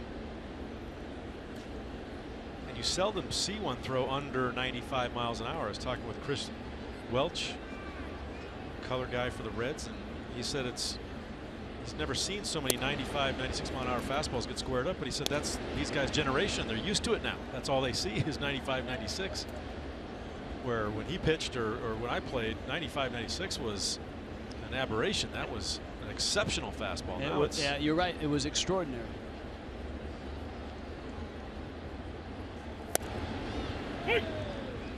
Which is why when people talk about the good old days and say those guys weren't getting Tommy John surgery, those guys weren't throwing 97, 98, 99. Now, of course, there's an exception. There's a Nolan Ryan. Kelly barrels that up, lines it to center. Billy Hamilton is there to make the catch. Some will say it's pure velocity that's causing the elbow issues, not necessarily the breaking ball. But that's just one theory. Look, Craig looks all alone there, Jeff, on Marlins Live, South Florida Honda dealers, but he did a terrific job tonight with your help, contributing from the booth. All-star reaction from A.J. Ramos. Remember, it's a 3:30 start tomorrow, people. 4 o'clock first pitch. There's Pete Rose in bobblehead fashion. Echeverria was robbed of extra bases in the 5th. He hit a ball about 390 some feet up the wall and left that Billy Hamilton made an incredible catch on. And not necessarily for the amount of height in his jump, but just the speed to go from where he started to where the ball was and make the play. Yeah, when you saw it leave Etch's bat, you didn't think there was any way anybody could track it down. And he is full gate, checking the fence. He knows exactly when to jump. Got that spike caught a little bit on that chain link fence. I think tweaked his knee a little bit. But wow, what a catch. And of course, Rich, they all even out because, you know.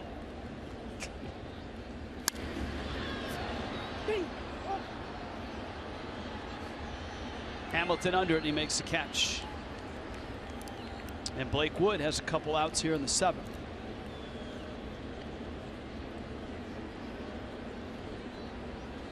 Well, this is a spot where you might see Ichiro, but Ichi with the bat and the helmet, and the Marlins will bring Tomas Telis to the plate. Telis, and you'll see teams do this with the All-Star break coming up. Pinch penny, providing Telis for your viewing pleasure. And that is bring a bat up, and if there's a back of the rotation starter that you're not going to need for another 2 weeks or so, send a guy down and bring a bat up. So Justin Nicolino was that guy they sent down. They automatically knew they didn't really need another bullpen arm this series, so he would rather have another bat on his bench, so they brought up Telis.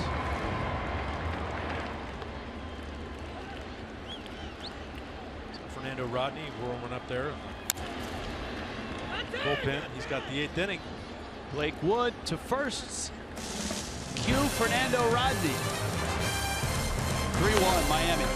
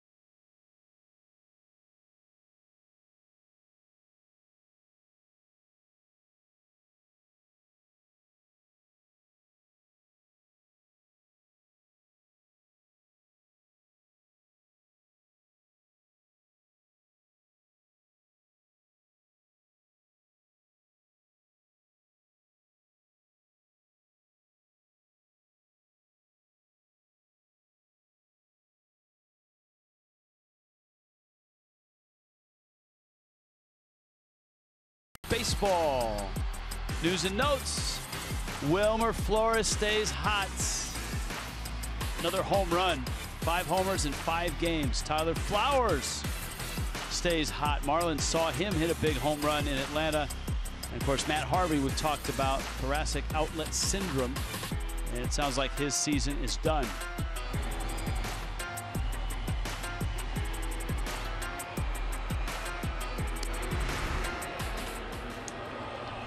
Changes here. Miguel Rojas into the ball game. He'll come in for Dietrich. Fernando Rodney is into the game for Jose Fernandez.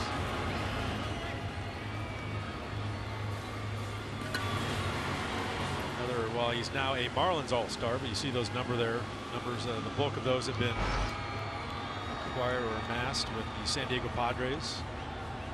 I think he came over to Miami with a .34 ERA, gave him a couple runs in New York that almost doubled his total for the year. Very deserving for the All-Star game. Jose Peraza will pinch hit for the Reds. Peraza, a speedy infielder / outfielder. He has started at second, short, left, center, and DH.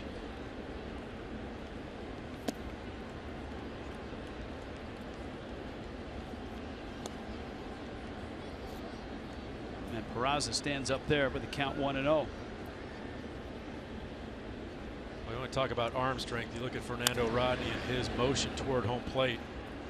Doesn't involve his lower half much at all. This is just kind of a slide step. Doesn't pick it up high off the ground, and he's still throwing 96, 97 miles an hour. And I faced him. But that's the out pitch. You look at his windup. The knee does not even barely break. And he just rears back and fires. Very unique, but when you got that 98-mile-an-hour fastball and then he's got that changeup, we call it Nintendo changeup.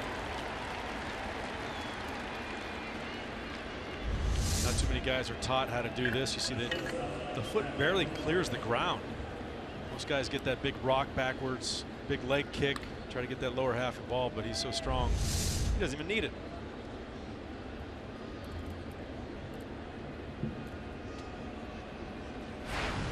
Facing him, he was in the back end of that Detroit bullpen that he was setting up for Zumaya, who was throwing easily 100 almost every pitch. It was not fun, Rich, if they had the lead. No, not at all. Rodney bounces that one up to the plate. And obviously the hope with Rodney is that the bullpen is deepened, lengthened. There's still talk that the Marlins are, like a lot of teams, searching for starting pitching help as the trade deadline about 3 weeks away. Let the sweepstakes begin. This time of year, whoever's in the hunt always looking to bolster their roster and make that push run for the playoffs. You said Marlins would love to have another arm possibly, but the market's pretty thin out there. Not a whole lot of options available. So after you see those sinkers down and in, boy, throws that 95 up there with pretty good movement on it. That's a tough pitch to get on top of. Cozart 0 for 3.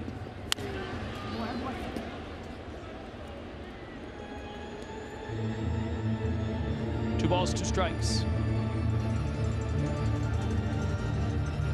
He also has a very wide spread between his changeup and his fastball. Normal pitchers, normally they're around 10 miles an hour. Rodney's about 15. 82 on that off-speed pitch. 81 in the previous one. You see that grip, the changeup grip, classic helicopter action. Good movement down at the last part of the strike zone there. Man, that's a tough pitch to hit. Like a chopper. Yeah. A helicopter, a chopper, straight down. And you can hear COZART muttering to himself as he left. Rodney misses to Billy Hamilton. There's your range. So on the top there, you see that 86-mile-an-hour fastball. And that last pitch was a strike. Got a lot of the plate.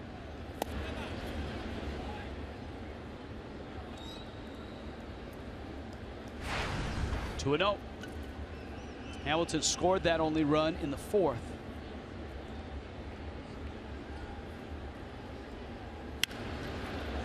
Sends one to left. Yelich is there, and he makes the catch. Bottom 8 at Marlins Park. 3-1 Fish.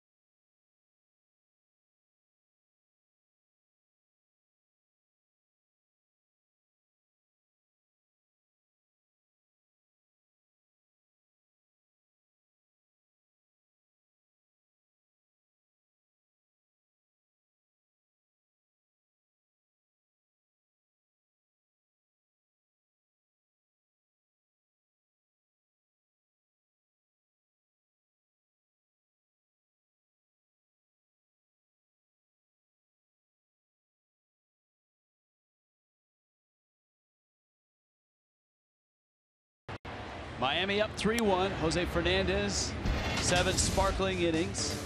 Fernando Rodney a scoreless 8th. Buick big matchup. Marlins against divisions. Trouble in their own division, 16-24. But look at the Fish against the Central. Look at the Fish against the West. American League 4-7.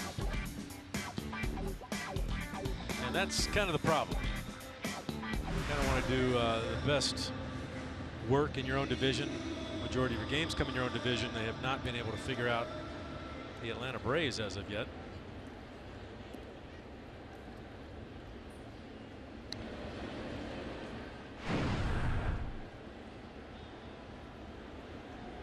Ross Ohlendorf.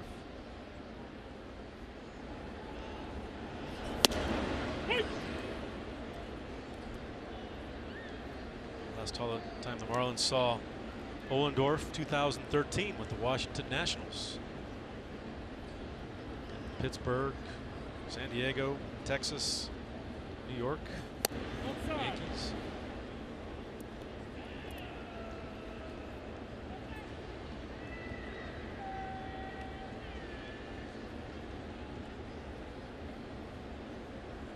Real Muto and Ohlendorf.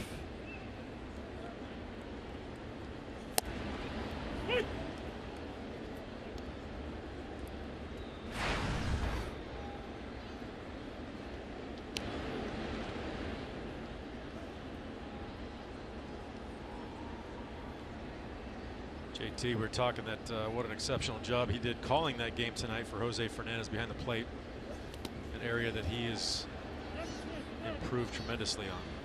That is a strike, as ruled on by Ed Hickok down at first base. Real Muto trying to check his swing. And look at the break on this curveball. Really sharp break. Good call. They're out in front of the plate. Look at that, straight down.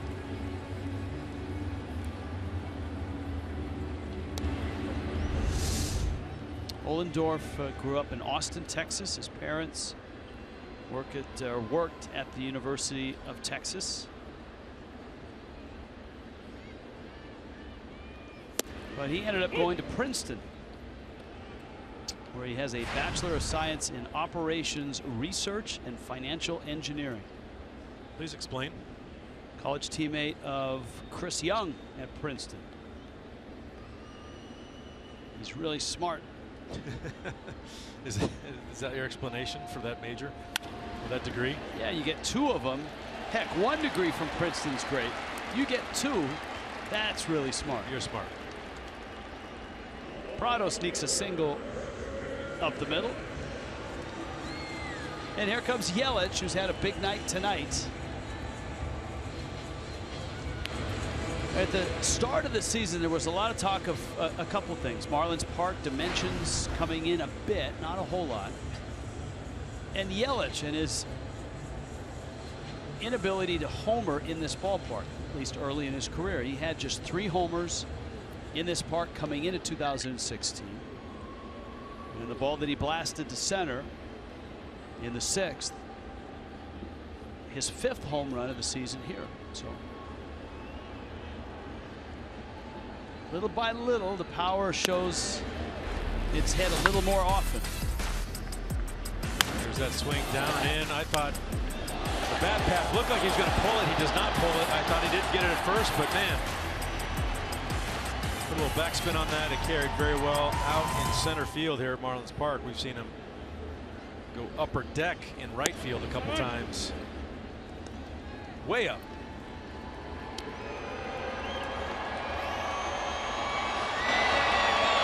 Strike there in the inside corner. It's almost like home plate umpire. He's got a blind spot in that one spot. We've seen a number of strikes that were not called on the inside part, especially to a left-handed hitter. Yelich turns on that one.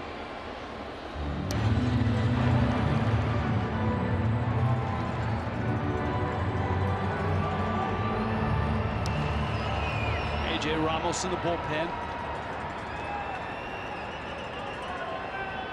With the acquisition of Fernando Rodney, David Phelps had secured that 8th inning spot, moved him down to the 7th inning. Now Rodney takes over the 8th, and of course Ramos in the 9th.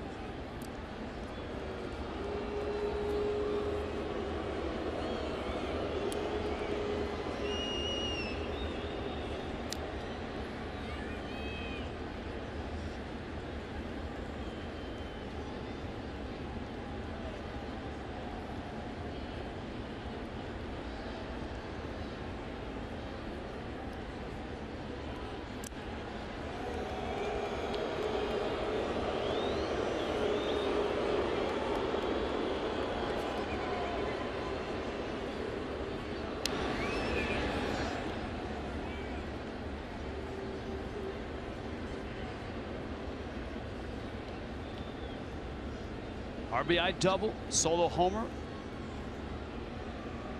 Also walked and scored in the 4th.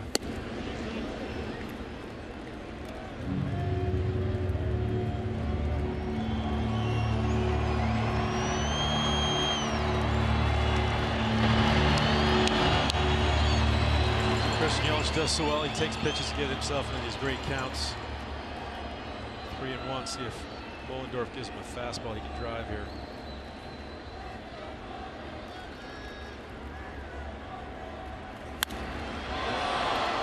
Well, he got one. And he lifts it to center. Hamilton makes the catch. PRADO tags. PRADO's headed to second. And Martin PRADO sneaks. Oh, wow, what a slide.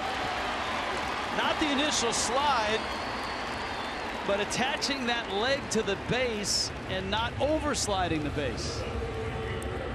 Good job of tagging up there. Billy Hamilton was not expecting Martin PRADO to run. That hesitation was just enough time that he was able to get there. Right here makes a decision. I'm going to come on back.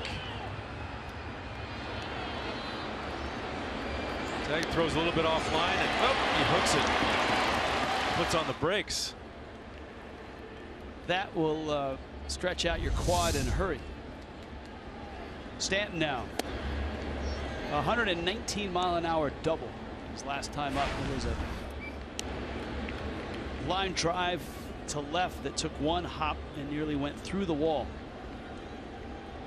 Stanton now owns the 5 highest exit velocity in the major leagues this season, 118.9 or higher. Couldn't hold up on the slider. He hasn't done a lot of chasing tonight.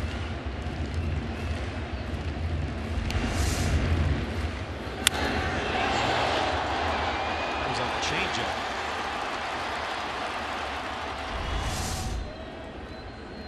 Seems like he does all this damage. You think, oh, the harder it comes in, the harder it goes out, but he has hit some of the hardest balls I've ever seen hit on off-speed pitches.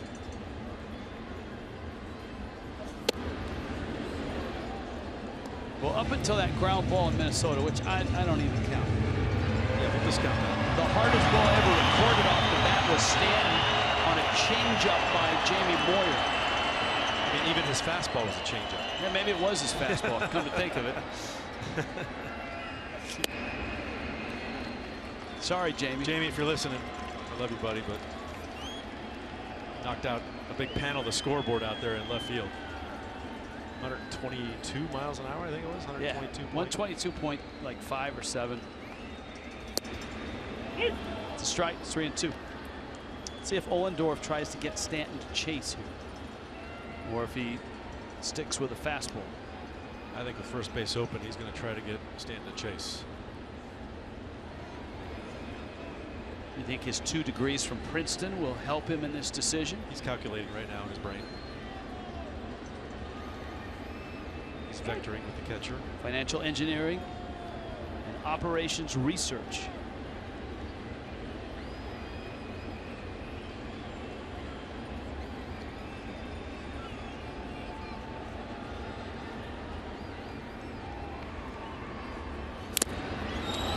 Yep.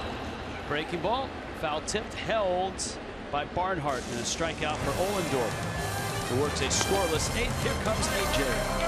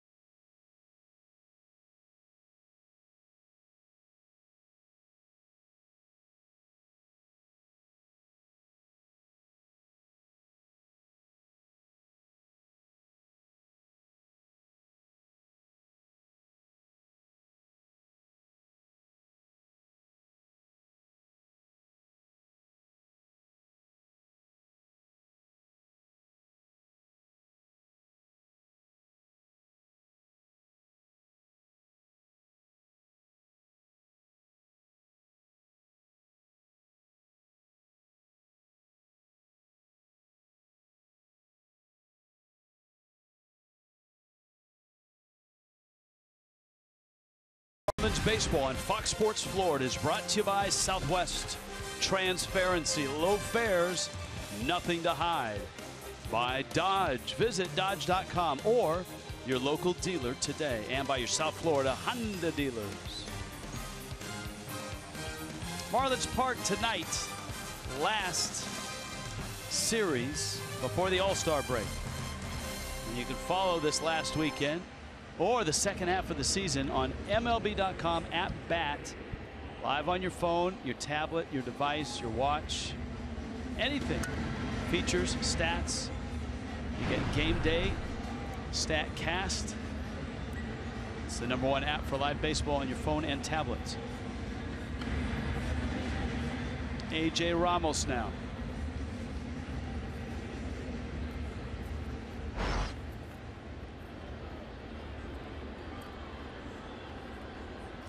Ramos gets Joey Votto, Jay Bruce, and Adam Duvall. He misses down low to Votto, who really struggled against Jose Fernandez. Shows you the type of stuff Fernandez had. Votto was 0 for 3. He struck out twice and he tapped back to the mound.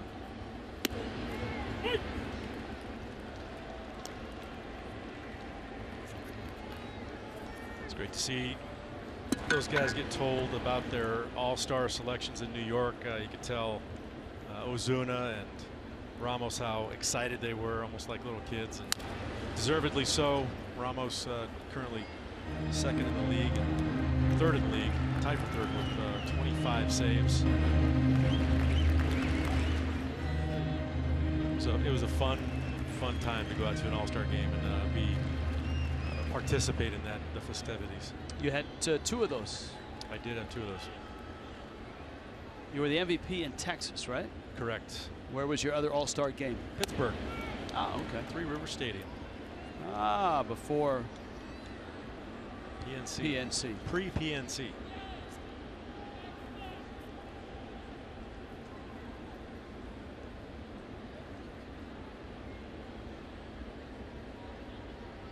Votto has seen him and hit him, but not this time. That's 3 straight strikeouts for Joey Votto. And Ramos opens his night with a breaking ball for a strikeout. There's 1 down. There's that curveball. Nice good break on a Joey Votto with the big choke up on 2 strikes. Just not able to make contact tonight.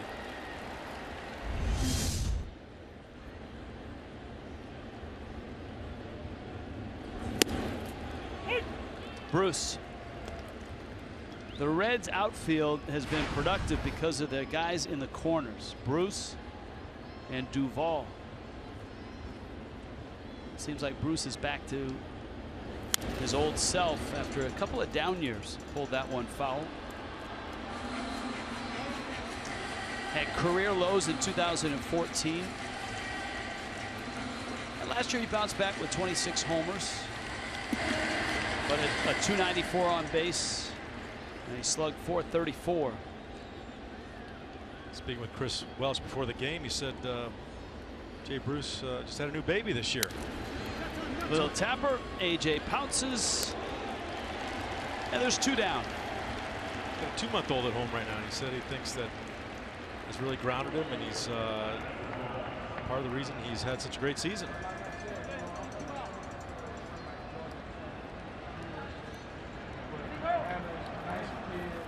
Jose Fernandez looking for win number 11. AJ Ramos looking for save number 26.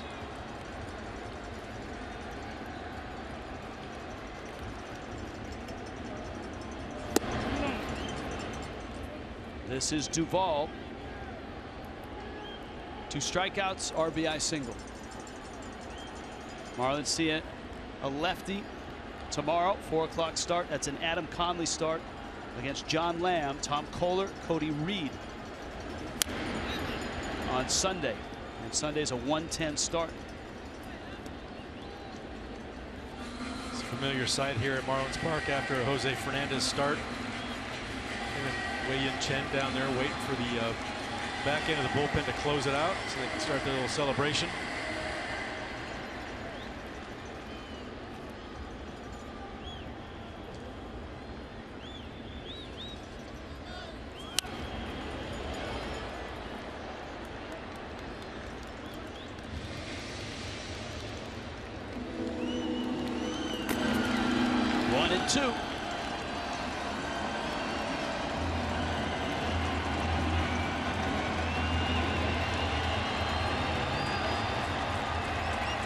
On a Jose night, crowd up. Ramos a strike away. Marlins trying to finish off the Reds.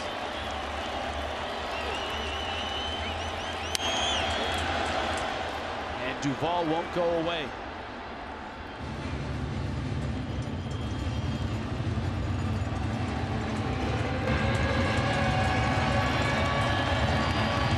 Syndergaard-Strasburg matchup. Nationals 3-0 over the Mets. That's bottom 5. Marlins would love to pick up a game on either. If they win this game, they will. 1-2. Got him! Ball game. Ramos, the All-Star. With the save, Jose, an All-Star with the win.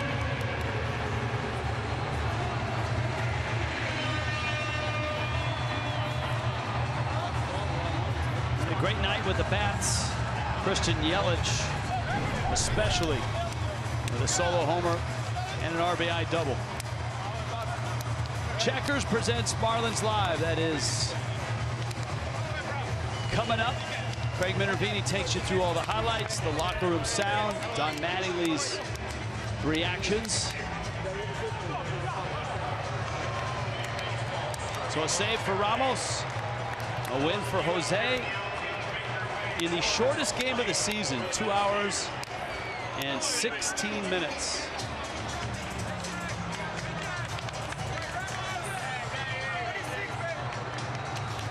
Fernandez now 11-4 with the win. And as we noted, number 26 for Ramos. But most important of all for the Fish, win number 45. They go to 45-41. Yeah, we talked about before on Marlins Live how important this series would be to get at least a series win going into the All-Star break, get a little bit more cushion as far as games over 500. They're going to pick up a game, someone tonight, either the Mets or the Nationals, so keep them within shouting distance. And so on a Friday night, fireworks are right around the bend.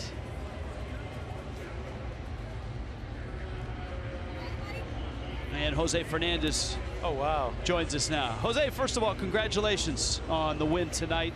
Thank you. Terrific effort. Now, Jeff Cohen and I have been watching. And one of the there you go. Get your love in.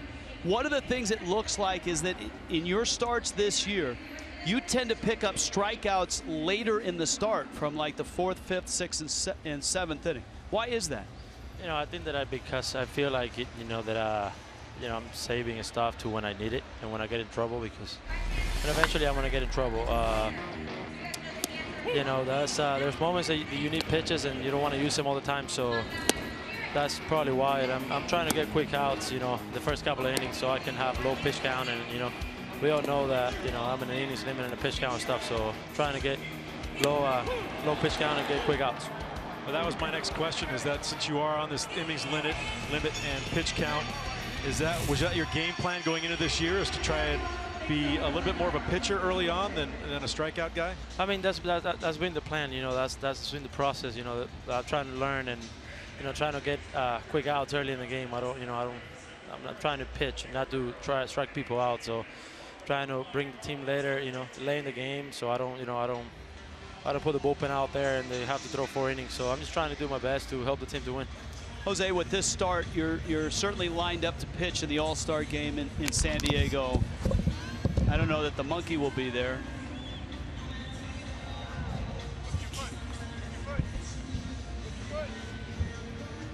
Yeah, well, you know, the headset went off. Let's get a towel on him.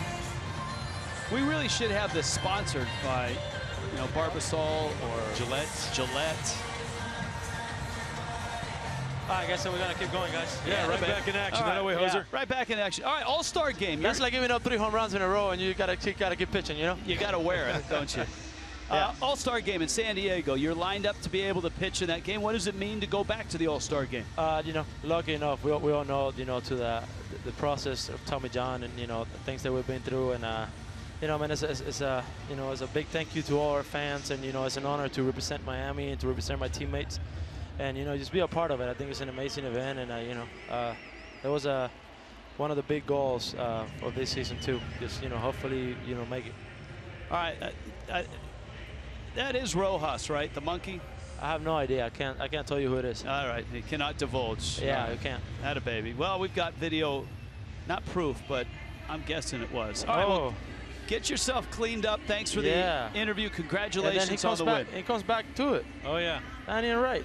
Well, look, you got to tell him he's got to do something that gets him a post-game interview, right? Man, I feel like I was boxing there. I feel like I had to cover myself. Tell you what, when he gets a post-game interview, that whole team should go out there and get him. Yeah, that would be a good idea. Yeah, well, next time he gets a hit, no matter what the result, we're interviewing him, okay? You know, hey, hopefully, hopefully he can do this, every 5 days. Atta baby. Exactly. I hope. Yeah. All right, Jose, thank you. All right, guys, thanks. All right. Marlins Live postgame is coming up. Jose was terrific tonight. He's 11-4, and the Fish are 45-41. Marlins Live is next. Stick around, kids.